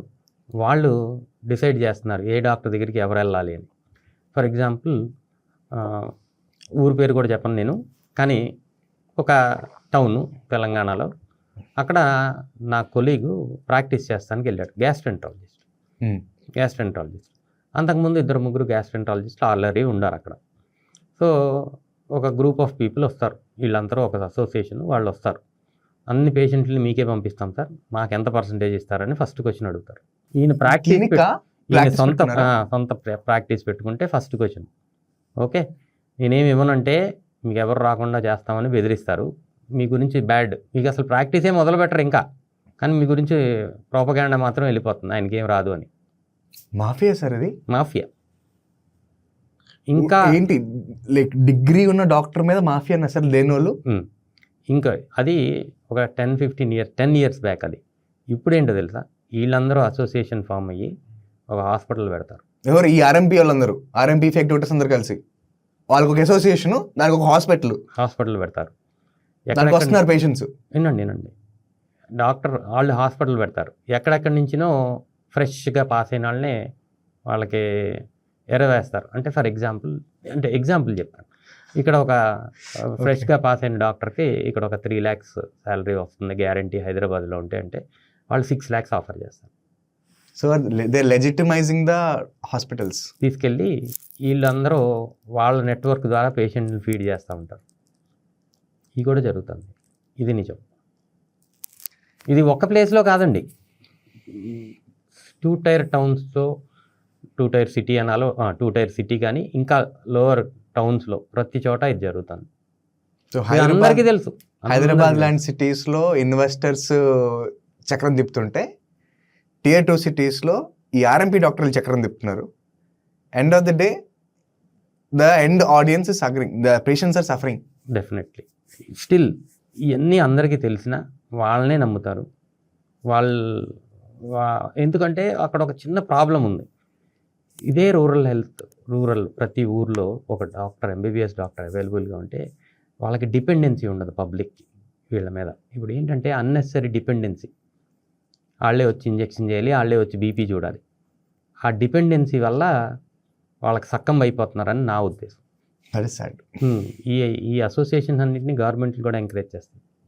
ఓట్ బ్యాంక్, ఇది నిజం. కావాలంటే న్యూస్లు చూడండి, మీకు వాళ్ళందరినీ సత్కారాలు చేస్తా, వాళ్ళ అసోసియేషన్ మీటింగ్ పెడితే పెద్ద పెద్ద మినిస్టర్లు వెళ్తాం, ఇవన్నీ కూడా చేస్తున్నాం. డాక్టర్స్, మా సిస్టర్ డాక్టర్ సార్, నా ఫ్రెండ్స్ చాలామంది డాక్టర్స్. నేను చదువుకుంది మణిపాల్లో సార్, మణిపాల్ కాలేజ్. సో మా ఒక 700 ఎకరాలు మా ఇంజనీరింగ్ క్యాంపస్ ఉంటే, ఇంకొక 3000 ఎకరాలు ఏమో కేఎంసి కస్తూర్బా మెడికల్ కాలేజ్ ఉంటుంది. Huge, massive, one of the biggest in the country. నేను ఒక మెడికల్ హాస్టల్లో ఆల్మోస్ట్ ఒక 1 year ఉన్నాను కూడా. మా దాంట్లో ఏదో అకామిడేషన్ ఇష్యూ వస్తే అక్కడ మమ్మల్ని పెట్టారు, అక్కడ ఉన్నాం. డాక్టర్స్ నా దగ్గర చూసాను, 24 hour shifts, 20 hour shifts, continuous 48 hour shifts. Sir మనుషులు కాదా సార్ వీళ్ళు? ఎలా సార్, ఎలా ఉంటున్నారు సార్ ఇంత స్ట్రెస్లో? ఎలా చేయగలుగుతున్నారు సార్ మీరు? Majority, most of the time, అంటే ఎంబీబీఎస్ చదివిన రోజులు అంత ఇబ్బంది అనిపించదు, కానీ ఎప్పుడైతే internship 1 year compulsory rotatory internship అని అందరికీ ఉంటుంది. ఆ ఇంటర్న్షిప్లో స్టార్ట్ అవుతుంది ఈ సో కాల్డ్ షిఫ్ట్స్ అన్నీ. అది చెప్పలేం, ఇట్ కెన్ బి 24 అవర్స్, కొన్నిసార్లు 48 అవర్స్ కూడా ఉండొచ్చు. ఎందుకు చేస్తారు సార్ ఇది? ఆప్షన్ ఏం లేదు, we're force to do it అంతే. అలా కాదు సార్, స్టూడెంట్స్ కదా. అంటే ఫర్ ఎగ్జాంపుల్ ఈ మిలిటరీలో సీల్ ట్రైనింగ్, మిలిటరీలో ఈ స్పెషల్ ఫోర్సెస్ ట్రైనింగ్ అని ఉంటుంది సార్. దాంట్లో ఒక పీరియడ్ టైంలో వాళ్ళు ఏం చేస్తారంటే ఎక్స్ట్రీమ్ స్ట్రెస్కి గురి చేస్తారు. ఎందుకు చేస్తారు అంటే వాళ్ళు వాళ్ళ బ్రేకింగ్ పాయింట్ తెలుసుకోవాలని చెప్పి ఆ బ్రేకింగ్ పాయింట్ బ్రేక్ చేసి మళ్ళీ ముందుకు వెళ్ళాలని చెప్పి. అలాంటిది ఏం లేదు, అక్కడ వర్క్ లోడ్ అంతే. It is like, so it's not an exercise, it's just it is not an exercise, it is a requirement. ఎన్ని ఇయర్స్ నుంచి అవుతుంది సార్ ఇది? ఎంబీబీఎస్ ఎప్పుడు కోర్స్ స్టార్ట్ అయిందో అప్పటి నుంచి ఇదే నడుస్తూ ఉంది. ఇంటర్న్షిప్లో స్టార్ట్ అవుతుంది. ఇంటర్న్షిప్ తర్వాత పోస్ట్ గ్రాడ్యుయేషన్లో అన్నిటికన్నా ఎక్కువ చూస్తాం.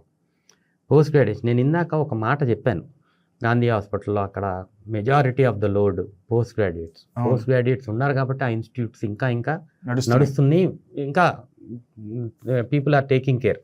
ఈ పోస్ట్ గ్రాడ్యుయేట్స్ కనుక నెంబర్ మళ్ళీ తక్కువ ఉంటుందండి, మళ్ళీ ఎక్కువ ఉంటారు అనుకోకండి. ఒక మెడిసిన్ డిపార్ట్మెంట్ ఒక 100 మంది పేషెంట్స్ ఉంటే మొత్తం పోస్ట్ గ్రాడ్యుయేట్స్ ఒక 10 మందే ఉంటారు. రోజుకి 100 మందిని చూసే ఇన్ పేషెంట్స్ ఉంటారు, 10 మంది ఉంటారు. ఈ 10 మందిలో మళ్ళీ అగైన్ అవుట్ పేషెంట్లో చూసేవాళ్ళు, ఎమర్జెన్సీ చూసేవాళ్ళు, వార్డ్ చూసేవాళ్ళు ఉంటారు. ఇలాగా డిస్ట్రిబ్యూట్ చేసుకుంటే ఒక్కొక్కరికి విపరీతమైన లోడ్ ఉంటుంది. అంటే ఆ లోడ్ మనం చెప్పలేం.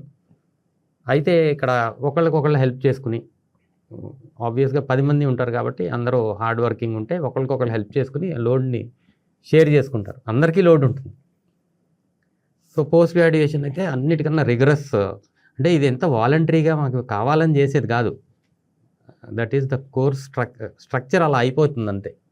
నెంబర్ ఆఫ్ పేషెంట్స్ ఎక్కువ ఉంటే డే డ్యూటీస్, నైట్ డ్యూటీ చేసినంత మాత్రం నెక్స్ట్ డే రావక్కర్లేదు, అలాంటిది ఉండదు, మళ్ళీ కంటిన్యూ చేయాలి. నైట్ డ్యూటీ చేసి హాలిడేస్ ఉండవు కదా సార్? హాలిడేస్ ఉండవు. హాలిడేస్లో అంటే మళ్ళీ హాలిడేస్ని షేర్ చేసుకుంటారు. ఇప్పుడు 10 మంది ఉంటే 5గురు ఈరోజు ఈ హాలిడేకి మేము 5గురు ఆఫ్ తీసుకుంటాం, మీరు 5గురు పని చేయండి, ఇంకో నెక్స్ట్ హాలిడేకి మేము ఉంటామని. ఎంత మెంటల్ స్ట్రెస్ ఉంటుంది సార్? చాలా ఎక్కువ ఉంటుంది, చాలా ఎక్కువ. నేను చాలా మంది పారిపోతారు కూడా. ఒక రియాలిటీ కూడా చెప్తాను సార్, అది కరెక్ట్ కాదు నేను నాకు చెప్పండి. సగం మంది పైన డాక్టర్స్ ఈ ఫేజ్లో anti depressants, anti stress medicines మీద బతుకుతున్నారని విన్నా, వాళ్ళు గోళీలా తింటారని విన్నా, కరెక్టేనా? సగం మంది నేను అన్న కానీ 10 to 15% డెఫినెట్, 10 to 15% డెఫినెట్గా ఉంటారు. అండ్ మీరు చాలా చోట్ల వినే ఉంటారు, we have seen lot of suicides అవుతున్నాయి సార్. సూసైడ్ బికాజ్ తట్టుకోలేక, స్ట్రెస్ తట్టుకోలేక వాళ్ళు ఏదో ఎక్స్పెక్ట్ చేసి ఏదో వచ్చి ఇక్కడికి వచ్చి చూసి ఆ పేషెంట్స్ పెట్టే టార్చర్, షిఫ్ట్ల టార్చర్, దాంతోపాటు సీనియర్స్ పెట్టే టార్చర్. అన్నిటికన్నా మోస్ట్ ఇంపార్టెంట్ పోస్ట్ గ్రాడ్యుయేషన్లో యు ఆర్ కంప్లీట్ డాక్టర్, నువ్వు పేషెంట్ని చూస్తూ ఉంటావు. ఫస్ట్ ఏమవుతుంది అంటే ఫస్ట్ ఫేజ్లో మనం అంతకుముందు చూసిందంతా ఎవరో వెనకాల ఉండి చూసినాయే, ఒక ఇంటర్న్గా చూసినా ఏం చూసినా ఎవరో వెనకాల చూసినాయే. ఇక్కడ నువ్వు డైరెక్ట్గా in line to the patient ఉంటావు. పేషెంట్కి ఏమైనా నీదే రెస్పాన్సిబిలిటీ, యూ ఫీల్ దట్. అది కూడా ఒక స్ట్రెస్. ఫస్ట్ ఇయర్లో ఆ స్ట్రెస్ ఎక్కువ ఉంటుంది, వర్క్ స్ట్రెస్తో పాటు ఇది ఒకటి కొత్త స్ట్రెస్. ఈ ఎంత జరుగుతున్నప్పుడు ఈ డాక్టర్స్కి ఏమైనా సపోర్ట్ సిస్టమ్స్ ఉంటున్నాయా సార్? ఏమీ ఉండవు. నీ కొలీగే నీకు సపోర్ట్ సిస్టమ్, బడి, ఒకళ్ళకొకళ్ళు సపోర్ట్ అంతే. ఇదంతా అవుతున్నప్పుడు పేషెంట్స్ మీ గురించి ఏమనుకుంటారు సార్, అది చెప్పండి నాకు. పెద్ద క్వశ్చన్ ఏంటంటే పోస్ట్ గ్రాడ్యుయేషన్ మీరు చదువుకునే రోజుల్లో, పోస్ట్ గ్రాడ్యుయేషన్ చేసేటప్పుడు లేకపోతే సూపర్ స్పెషాలిటీ చదువుకున్న రోజులు పేషెంట్ మన గురించి ఏమనుకుంటున్నారని కూడా మనం ఆలోచించాం. మనం మంచి చేస్తున్నామా లేదా, మన పైన సూపర్వైజ్ చేసే ఇంకొక డాక్టర్ ఉంటారు. ఇఫ్ దేర్ ఈజ్ సంథింగ్ తప్పు ఏమైనా జరుగుతుందంటే వాళ్ళు మనకి కరెక్ట్ చేస్తూ ఉంటారు. Things are going very well. ఎప్పుడైతే బయటకు వచ్చేసావో ఇవన్నీ చేసిన తర్వాత కూడా ఫైనల్గా ఇప్పుడు for example as a practicing physician నేను ఫర్ ఎగ్జాంపుల్ ఒక పేషెంట్కి ఒక 4 టెస్టులు అడిగితే అందరూ అని నేను మాట్లాడను, 100లో 90 మంది ఏమీ మాట్లాడరండి, ఇది డాక్టర్ గారు ఇలా రాశారు, ఇది అవసరం ఉంది మనకి అని. జనరల్గా ఈ స్టెప్ తర్వాత నెక్స్ట్ స్టెప్కి వెళ్దాము అంటే మనకు నేర్పించినప్పుడు కూడా స్టెప్ బై స్టెప్ అప్రోచ్ అవ్వండి. ఇది ఎక్స్క్లూడ్ చేసుకుని దీంతో ప్రాబ్లం ఇందులో ఏమి లేకపోతే నెక్స్ట్ స్టెప్కి వెళ్ళండి అనే అప్రోచ్ చెప్తారు. సో రెండోసారి మూడోసారి మీ దగ్గరికి రావాల్సి వస్తే ఇసుక్కునే వాళ్ళు చాలామంది ఉంటారు. మొన్న అన్ని చేయొచ్చుగా, మళ్ళీ అడుగుతారేంటి మీరు అని అడిగే అదొక టైప్ ఆఫ్ పీపుల్. ఒక 10% అన్నెసరీగా మీరు ఎక్కువ ఇన్వెస్టిగేషన్ రాస్తున్నారు డాక్టర్ గారు అనేవాళ్ళు ఇంకొక టైపు. అంటే ఇదంతా అపనమ్మకం. సో వాళ్ళకి వాళ్ళ ఫ్రెండ్స్ ద్వారానో ఇంకెక్కడ ద్వారానో ఏదో బ్యాడ్ ఎక్స్పీరియన్స్ దాన్ని తీసుకొచ్చేస్తారు. ప్రతి ఒక్క డాక్టర్ మీద అపనమ్మకం. ఇది చాలా ఎక్కువగా ఈ మధ్య కాలంలో రీసెంట్ టైమ్స్లో నేను చూస్తున్నా. సో నేను డాక్టర్ అవ్వాలని ఇన్స్పైర్ అయిన రీజన్ వేరు, ఇప్పుడు జరిగేది వేరు. ఇది నిజం. నేను చెప్పాను ఇందాక మీకు నేను ఎందుకు ఇన్స్పైర్ అయ్యాను, ఏది నన్ను ఇన్స్పైర్ చేసింది అని. కానీ ఈరోజు జరిగేది కంప్లీట్లీ ఆపోజిట్. అంటే నేను అందరినీ అనట్లేదండి, నాకు చాలా లాయల్గా నేను నచ్చి మళ్ళీ నేను ఎక్కడుంటే అక్కడ ఎత్తుక్కుని వచ్చే పేషెంట్లు చాలామంది ఉన్నారు. బట్ స్టిల్ ఆ 15-20% మిమ్మల్ని బాధిస్తూ ఉంటారు. లేదు సార్, మన ఇంటికి వెళ్ళినప్పుడు మనకు గుర్తుండేది అదే. ఎగ్జాక్ట్లీ. మనం ఒక ప్రాణం కాపాడడం కంటే ఒకరిని కాపాడలేపామనేది బాగా గుర్తుంటుంది. కానీ exactly you know better than me, I have no reason to even like say that. But ఇద్దరి మధ్యలో ఒక పేషెంట్ ఒక డాక్టర్ మధ్యలో ఎప్పుడు ఆ కమ్యూనికేషన్ బ్రేక్ డౌన్ ఎందుకు అవుతుంది sir? See most of the time ముందే ఒక ఐడియాతో వచ్చేస్తారు మన దగ్గరికి. అందరు గూగుల్ చేస్తున్నారంటారా? ఎగ్జాక్ట్లీ. అంటే సబ్జెక్ట్ గురించి కాదండి, అసలు నీ క్యారెక్టర్ గురించే ఒక ప్రీఫార్మ్డ్, ఇగో ఈ పలానా ప్లేస్కి వెళ్తే వీళ్ళంతా కమర్షియల్గా ఉంటారు, ముందు ఆ ఐడియా బయట ఉంటుంది, ఆ ఐడియాతో ముందు వస్తారు. అది ఒకటి.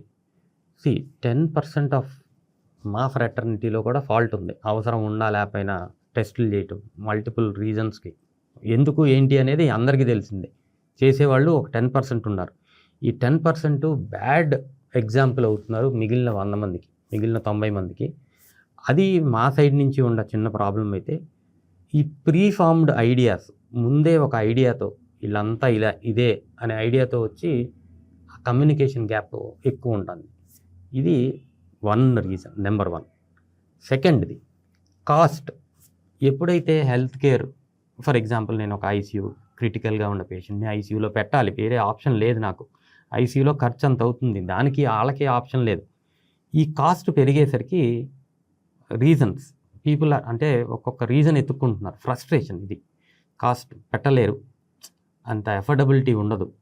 ఆ ఫ్రస్ట్రేషన్తో కూడా వైలెన్స్ ఎక్కువ అవుతుంది అనేది నా ఒపీనియన్. హెల్త్ కేర్ కాస్ట్ పెరుగుతుంది కూడా వన్ ఆఫ్ ద రీజన్స్ అంటున్నాను. చూసారా సార్ వైలెన్స్?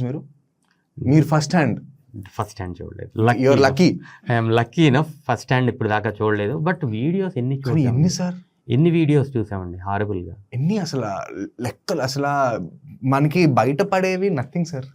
మీకు ఇంకా తెలుసు ఇంకా బెటర్గా, బయట పడనివి రోజు ఇప్పుడు మనం మాట్లాడుకుంటున్నప్పుడు ఒక గవర్నమెంట్ హాస్పిటల్లో ఒక ఫీమేల్ డాక్టర్ మీద ఎవడో ఒకటి చేయెత్తే ఉంటాడు. ఫీమేల్ మేల్ అని ఏం లేదండి, ఎక్కడ పడితే అక్కడ. ఒకటి మిస్యూజ్ ఆఫ్ పవరు, ఇంకొకటి ఫ్రస్ట్రేషన్, అంటే హెల్ప్లెస్నెస్. గవర్నమెంట్ హాస్పిటల్కి వెళ్తారు, ప్రైవేట్ హాస్పిటల్కి వెళ్ళి లేకపోవటం వల్ల వెళ్ళారనుకుందాం. అక్కడ వాళ్ళు ఉన్న దాంట్లో ది బెస్ట్, వాళ్ళు ఉన్న ఎక్విప్మెంటు రిసోర్సెస్తో ది బెస్ట్ ట్రీట్మెంట్ ఇస్తారు. మేమందరం గవర్నమెంట్ హాస్పిటల్లోనే చదువుకున్నాం, మేమందరం అక్కడే పీజీలు చేసాం, పోస్ట్ గ్రాడ్యుయేషన్ చేసాం, మేము అంతా నేర్చుకుందంతా అక్కడే. సో మేము అంతా ఏమన్నా నేర్చుకున్నామంటే అక్కడే నేర్చుకున్నాం. To the best of our knowledge, ఉన్న రిసోర్సెస్తో ది బెస్ట్ చేస్తాం. In spite of all those things ఇప్పుడు జరిగేవి చూస్తుంటే హారబుల్గా ఉన్నాయి. గవర్నమెంట్ హాస్పిటల్లో మాత్రమే కాదండి, మనం ప్రైవేట్ మనం హాస్పిటల్ని వ్యాండలైజ్ చేస్తాం, వీడియోస్ చూసాం, మీకు గుర్తుందో లేదు. ఇది అన్ఫార్చునేట్ హారబుల్ థింగ్. ఏంటంటే మిస్ట్రస్ట్, నమ్మకం.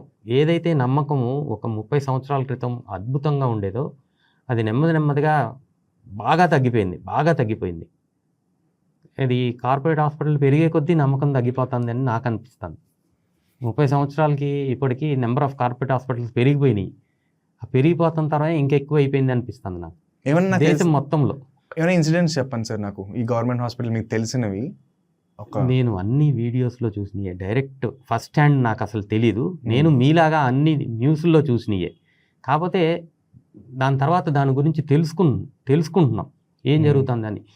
ఏ రోజు కానీ ఎక్కడ కానీ డాక్టర్ తప్పు చేసినట్టు కానీ, డాక్టర్ కేర్ తీసుకోలేదని కానీ ఎక్కడా లేదు. వీడియో ఎవిడెన్స్తో మేము చూసుకున్నాం. మళ్ళీ అంటే ఏం జరిగింది, ఎందుకు జరిగింది అని మేము డెప్త్లోకి వెళ్తే నెవర్. కొన్ని చోట్ల విపరీతమైన యారగెన్స్ పేషెంట్ అటెండర్ సైడ్ నుంచి, కొన్ని పొలిటీషియన్స్ పొలిటీషియన్స్ బ్యాకింగ్, ఇవి ఎక్కువ రీజన్స్ కనపడుతున్నాయి. ఫ్రస్ట్రేషన్. రీసెంట్గా మీరు చెన్నైలో చూసుంటారు, ఒక క్యాన్సర్ డాక్టర్ అంటే ఆంకాలజిస్ట్ని ఒక ఆయన పొడి చేశాడు. అవును. అది స్టేట్ ఆఫ్ మైండ్, అది కూడా ప్రాబ్లం ఉంది. Attender, the patient state of mind నేను అర్థం చేసుకుంటాను, అటెండర్ స్టేట్ ఆఫ్ మైండ్ని కూడా నేను అర్థం చేసుకుని ఏం జరుగుతుందో తెలుసుకుంటాం చాలా కష్టం. నాకు primary importance is most of the time పేషెంట్తో మాట్లాడతాం, పేషెంట్ ట్రీట్మెంట్, ఇవన్నీ ఆ యాక్సెప్టెన్స్ సరిగ్గా లేదు. నీకు నాలెడ్జ్ సరిగ్గా లేనప్పుడు ప్రోగ్నోసిస్ నేను ఎక్స్ప్లెయిన్ చేస్తుంటే ప్రోగ్నోసిస్ని అర్థం చేసుకునే పరిస్థితి లేదు. అండ్ లాస్ట్ ఇంకొకటి ఏంటి అంటే, నేను ఇంత పెద్ద కార్పొరేట్ హాస్పిటల్కి వచ్చాను, డబ్బులు ఇస్తే ప్రాణం నిలిచిపోతుంది అనే ఒక మైండ్ సెట్, ఇది కూడా నేను చాలా చోట్ల చూస్తున్నాను, అబ్జర్వ్ చేస్తున్నాను. నేను డబ్బులు ఉంటే చాలు, ఐ కెన్ సేవ్ లైఫ్స్ అనే ఫీలింగ్ ఉంటుంది. నేను ఒక స్కిల్ నేర్చుకున్న ఒక మనిషిని, దానికి ఆ స్కిల్ దానికి నాకు వచ్చిన పేరు డాక్టర్. మీకు ఒక స్కిల్ ఉంటే మీరు ఇంజనీర్ అయ్యారు. I'm also human being. Inhuman things expect చేసి దాని గురించి అబ్నార్మల్గా బిహేవ్ చేసేవాళ్ళు కూడా చాలామంది ఉంటారు. టాగోర్ సినిమా చూసారా సార్? అది నిజంగా అవుతుందా? అస్సలు అవ్వదు, నేను ఒప్పుకోను. నిజంగా అస్సలు అవ్వదు, 100% అవ్వదు. ఏ హాస్పిటల్ కూడా అలా చేయదు. కానీ ఆ సినిమా చూసినప్పటి నుంచి ప్రతి ఓడు ఒక హాస్పిటల్ నుంచి ఒక బ్యాడ్ ఇమేజ్ క్రియేట్ చేసేసుకున్నాడు కదా. యాక్చువల్లీ చాలా చోట్ల చాలా ఇన్సిడెంట్స్, పెద్ద పెద్ద వాళ్ళందరూ డాక్టర్స్ని తిట్టి కమిషన్లని ఇవన్నీ చాలా జరిగినాయి. మీరు విన్నారు? తెలియదు, చెప్పండి. చాలా షోస్ జరిగినాయి కదండి, సత్యమేవ జయతే అని ఒక షో. అవునవును, అమెరికాన్ది, right. See you can't do that. Actually మీకు నిజాలు తెలియకుండా you can't be doing that. అందులో 50% కాదు, 20% కూడా ఫ్యాక్ట్స్ లేవు. అలాగా మమ్మల్ని అనవసరంగా, అంటే మా ఫ్రాటర్నిటీ మీద హేట్రెడ్ పెంచుతుంది తప్పితే ఇంకేమి ఎలాగో హెల్ప్ చేయలేదు. అది తిరిగి రావాల్సిన దగ్గరికి వస్తాం, తప్పదు. హేట్రెడ్ పెంచుతుంది తప్పితే ఇంకా ఏం అచీవ్ చేశారు అలా మాట్లాడి అలా చేసి? But to a normal person వాడి మైండ్లో ఏముందంటే, ఇది వాడికి ఏంటంటే, సార్ ఒక మిడిల్ క్లాస్ పర్సన్ ఎలా ఫంక్షన్ చేస్తారు తెలుసా సార్? ఈరోజు రాత్రి నాకు తినడానికి ఉంటుందా, రేపు మార్నింగ్ నేను లెగడానికి బతుకుంటాను లేదా? ఇదే సార్ వాడి మైండ్లో నడిచే ఇదే ఫియర్ సార్. రాత్రి నాకు తినడానికి ఫుడ్ ఉంటుందా, రేపు మార్నింగ్ నేను లెగలేను, రైట్? వాడు ఫియర్ మీద బతుకుతాడు సార్. అలాంటి పర్సన్కి శవాల మీద డబ్బులు చేసుకుంటున్నారు ఈ డాక్టర్స్ అన్నొక ఇది ముద్ర పడిపోయిన తర్వాత ఆ ఫియర్ అన్నది నెక్స్ట్ లెవెల్ వెళ్ళిపోతుంది సార్. అది కరెక్టా కాదని సెకండరీ. ముద్ర పడలా, ముద్ర వేస్తున్నారు, కంటిన్యూస్ ఎజెండా పెట్టుకుంటున్నారు. అది మాత్రం మాత్రం నిజం కాదు. అదే అంటున్నాను. ఒక చిన్న లిటిల్ చేంజ్ ఒకటి చెప్తాను నేను మీకు.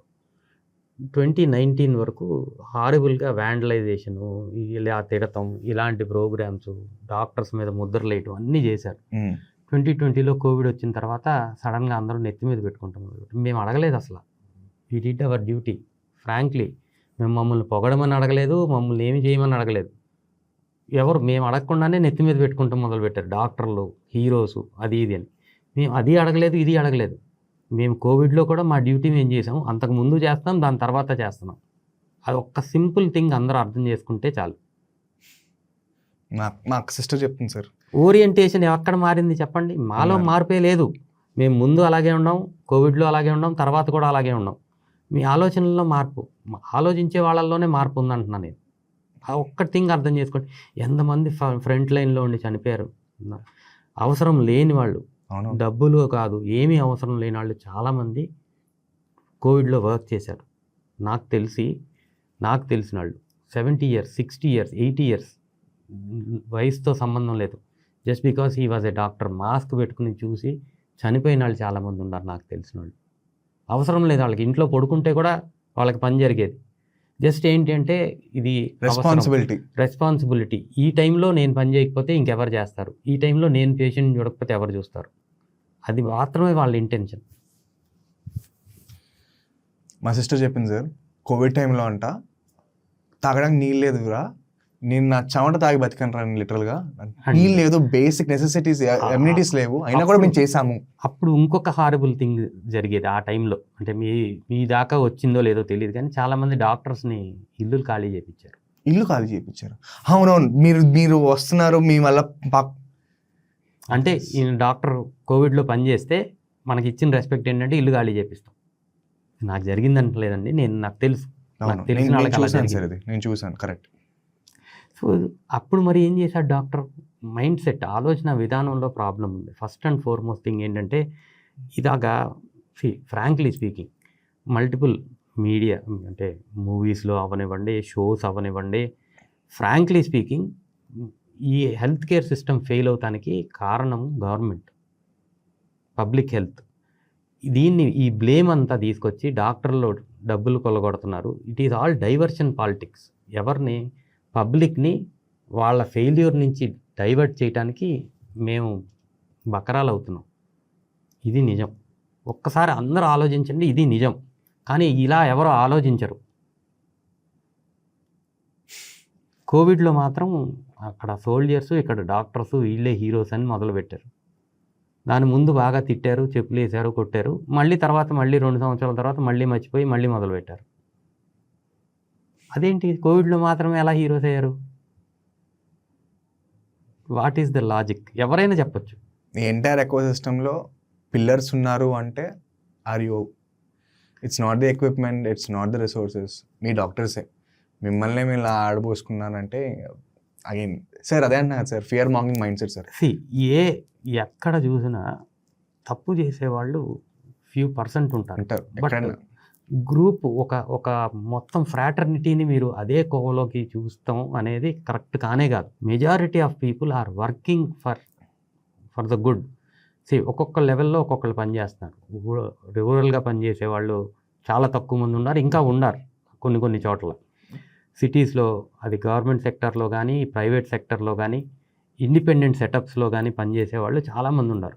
ఎవరైనా సరే మంచి చేయటానికే చూస్తారు. మీరు ఇందాక ఒక మాట అన్నా, నేను 30,000కే పని చేపిస్తున్నారు మీరు అంటే, క్వశ్చన్ ఏం అడుగుతున్నారంటే జీతం పెంచండి. I had a opportunity to interact. నేను ఒక హెల్త్ మినిస్టర్తో ఇంటరాక్ట్ అయ్యి ఇలాగా పిహెచ్సిల్లో డాక్టర్లు తక్కువ ఉన్నారు, ఇలా చాలా పిహెచ్సిల్లో తగ్గిపోతున్నారు, జీతం కనుక పెంచితే వచ్చేవాళ్ళు పెరుగుతారు, మీకు 60% ఖాళీల్ని తగ్గించవచ్చు 30%కి, జీతం పెంచండి అంటే, అరేంటండి అలా అంటారు, మేము ఎంత ఖర్చు పెట్టాము డాక్టర్ అవుతానికి, సర్వీస్ ఇవ్వలేరా మీరు అని అడిగారు. ఎందుకు ఇస్తారండి? ఎవరైనా డబ్బులు ఇవ్వాలి కదా, డబ్బులు ఇస్తున్నట్టు ఫీలింగ్ ఇస్తారు ఎందుకు సార్? పీపుల్ మనీయే కదా. నేనేమంటున్నానంటే అసలు ఆ ఇంట్రెస్ట్, ఇది ఆలోచన కూడా లేదండి. షార్ట్ టర్మ్ గెయిన్స్ కావాలి అందరికీ. నేను చెప్పాను కదా, పబ్లిక్ అర్థం చేసుకుంటే ఇది short term gain, long term వేరేది కావాలి మనకి అని అర్థం చేసుకుంటే అట్లీస్ట్ అవన్నీ తగ్గి ఈ రూరల్ హెల్త్ కేర్ అది పెరుగుతుంది. But end of the day ఎవరికైనా ఏమైనా జబ్బు వచ్చిందంటే వాడు చచ్చినట్టు హాస్పిటల్కి వెళ్ళాలి, ఒక డాక్టర్కి చూపించుకోవాల్సిందే. కానీ వాడికి ఉన్న ఫైనాన్షియల్ లిమిటేషన్స్ వాడికి ఉన్నాయి, right? So what is that one thing he should be having? ప్రతి పేషెంట్ వాడి జోబుల్లో పెట్టుకోవాల్సిన వన్ థింగ్ ఏంటది? ఫస్ట్ అండ్ ఫార్మోస్ట్ థింగ్ నా ఉద్దేశం ఏంటి అంటే హెల్త్ ఇన్సూరెన్స్. ప్రతి ఒక్కళ్ళకి హెల్త్ ఇన్సూరెన్స్ యొక్క ఇంపార్టెన్స్ చాలా ఇంపార్టెంట్, తెలియాలి. ఒక వెహికల్ కొనుక్కుని మనం బయటికి తీసుకెళ్ళాలంటే దానికి ఇన్సూరెన్స్ లేకుండా బయటికి తీసుకెళ్ళనివ్వరు. అవును, కానీ మన హెల్త్కి మనం ఇన్సూరెన్స్ చేసుకోవట్లా. సో వెహికల్కి ఇచ్చే ఇంపార్టెన్స్ నీ హెల్త్కి నువ్వు ఇవ్వకపోవడం అనేది దురదృష్టం. సో వెహికల్ అలా అంటే నేను ఎందుకు చెప్తున్నానంటే, హెల్త్ ఇన్సూరెన్స్ తీసుకుంటానికంటే 140 కోట్ల మందికి అవకాశం ఉండకపోవచ్చు, కానీ ఎంతమంది దగ్గర వెహికల్స్ ఉన్నాయండి? వెహికల్ ఇన్సూరెన్స్ కన్నా తక్కువ ప్రీమియం ఉంటుంది మీ హెల్త్ ఇన్సూరెన్స్. సో దీనికి ఇంపార్టెన్స్ ఉంది. ఇలా మనం ఇబ్బంది పడము. ఏ హాస్పిటల్కైనా మనం దర్జాగా ఈ హెల్త్ ఇన్సూరెన్స్ ఉంటే ఒక 1000 రూపాయలు 2000 అవుట్ పేషెంట్లో టెస్టులు చేయించుకుంటాం, ఎవరికైనా వీలవుతుంది. లక్షలు అయిపోతున్నాయి ఈరోజు కార్పొరేట్ హాస్పిటల్లో. యూ వాంట్ బెస్ట్ ట్రీట్మెంట్ అంటే ఈ లక్షలు అవుతుంది. దాన్ని మనం ఎదుర్కోగలగాలి అంటే వీ నీడ్ హెల్త్ ఇన్సూరెన్స్. 100% ప్రతి ఒక్కళ్ళు హెల్త్ ఇన్సూరెన్స్ తీసుకోవాలి. I agree sir, I agree. So basically ఏంటంటే ఇదంతా విన్న తర్వాత మీ opinion about doctors, what we're facing today. Majority of the doctors ఎవరికో ఎక్కడో జరిగిందని నేను ఫీల్ అవ్వకుండా ఉన్నాను. నేను ఫీల్ అవుతూ ఉంటాను, నాకే జరిగింది అనిపిస్తుంది. కలకట్టాలో ఎవరిని కొట్టినా నన్నే కొట్టినట్టు అనిపిస్తుంది నాకు. అది కనుక పోతే నేను ఇంకా కాన్ఫిడెంట్గా, ఇంకా ఫ్రెండ్లీగా పేషెంట్ని చూసే అవకాశం ఉంటుంది నాకు అని I want to tell you.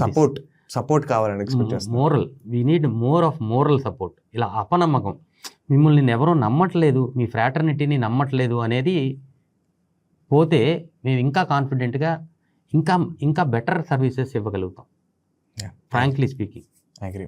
నా ఒపీనియన్ ఏంటంటే, ఇదిగో ఇలాగ ఈ డాక్టర్లను మీరు నమ్మట్లేదు అనే దానికి నా లెవెల్ ఆఫ్ కాన్ఫిడెన్స్ తగ్గిపోతుంది. నేను పేషెంట్కి ఇచ్చే కేర్లో ఏం ఆలోచిస్తానంటే, నన్ను రేపు వీళ్ళు తిట్టకుండానో కొట్టకుండానో లేకపోతే కేసు పెట్టకుండానే ఏం చేయాలని చూస్తున్నాను, కానీ నీకు మంచి చేయాలని, నీకు ఇది చేస్తే మంచిదని ఆలోచించలేకపోతున్నాను. నేనుగా మెజారిటీ ఆఫ్ దెమ్. అదే. So that should change. I agree. ఆ కాన్ఫిడెన్స్ లేకపోతే you are taken aback. నువ్వు సేఫ్గా ఉండడానికి చూస్తావు. That is the problem what we're facing today. నేను I think I'm representing all the doctors in this country. కర్మ ఏంటంటే మన దేశంలోనే ఇది అంత ఉంది. ఎక్కడన్నా మీరు విన్నారా డాక్టర్లు కొట్టారని? ప్రపంచంలో ఎక్కడైనా, భారతదేశంలో కాకుండా. మనం చాలా ఇచ్చాం కాబట్టి కొట్టున్నారు సార్. మనం అలా అంటే వాళ్ళమే మనం. అసలు doctor is very Nobel profession అంటారు. సరే, నోబెల్ ప్రొఫెషనే, కానీ ఎంతమంది పేషెంట్స్ నోబెల్గా ఉంటున్నారు, ఎంతమంది అని కూడా చూసుకోవాలి. ఇట్ ఈస్ యాక్చువల్లీ అదే మల్టిపుల్ మీన్స్లో ఇలాగా ఎంకరేజ్ చేశారు. డే 1 గవర్నమెంట్ నో అని అనలేదు, అలా చేయకూడదు అని అనలా. ఇన్ని రోజులు ఫైటింగ్ చేస్తే ఇప్పుడు రూల్స్ వచ్చినాయి. డాక్టర్లను కొట్టకూడదు, హాస్పిటల్ వ్యాండలైజ్ చేయకూడదు అని 2022లో రూల్స్ వచ్చినాయి. తెలుసా మీకు? తెలీదు నాకు, ఫస్ట్ టైం వింటున్నా. 2022లో ఒక రూలింగ్ వచ్చింది. డాక్టర్లను కొడితే శిక్ష, ఇంప్రిజన్మెంట్ 6 months, 8 months, 1 year, ఇవన్నీ ఇప్పుడు 2022లో పార్లమెంట్లో ఇచ్చారు. 2022 వరకు ఎప్పుడో 2006 నుంచి మొదలైంది ఇలా డాక్టర్లను అక్కడెక్కడ కొడతాం. అప్పటి నుంచి 22 వరకు ఎవరికి దాని గురించి సీరియస్నెస్ రాలేదు. నేనేమంటున్నానంటే, the failure of system, the public health is మా మీద తీసుకున్నారు అందరూ. And government was encouraging that all the days.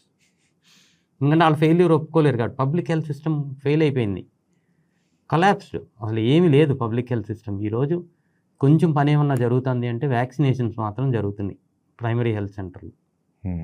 Thank you doctor, thank you for giving your time, Thank you. Thank you for giving everything. మీరు ఏదైనా very ఫ్రాంక్గా మీరు చెప్పగలిగిన దానికంటే ఎక్కువనే చెప్పారు. I'm very thankful for this. నేను ఇది కూడా ఎక్స్పెక్ట్ చేయలేదు, ఫ్రాంక్గా చెప్తున్నా. ఒక డాక్టర్ వచ్చి కూర్చొని నాతో హెల్త్ కేర్ డిస్కస్ చేస్తున్నారు అంటే చాలా రిజర్వ్డ్గా ఉంటారు అనుకున్నాను. చాలా మీ బాధలు కూడా బాగానే చెప్పుకున్నారు. I'm so happy for this. I think we should have a lot of more this kind of conversations. Doctors కూర్చొని కూడా ఈ కాన్వర్జేషన్స్ చేసుకోవాలి. You should tell your story out side. ఎందుకంటే ప్రతి వాడికి కార్పొరేట్ అందరూ అదే అంటున్నాను. నాకు ఈరోజు తెలిసిన బిగ్గెస్ట్ థింగ్ ఏంటంటే, కార్పొరేట్ హాస్పిటల్ తప్పు చేస్తే డాక్టర్లు ఎందుకు శిక్షించాలి? వాళ్ళు వేరు, వీళ్ళు వేరు. వాళ్ళ దాంట్లో ఒక 1% కూడా వాళ్ళు they are not related. This is what a huge insight for me. Thank you very much. Thank you.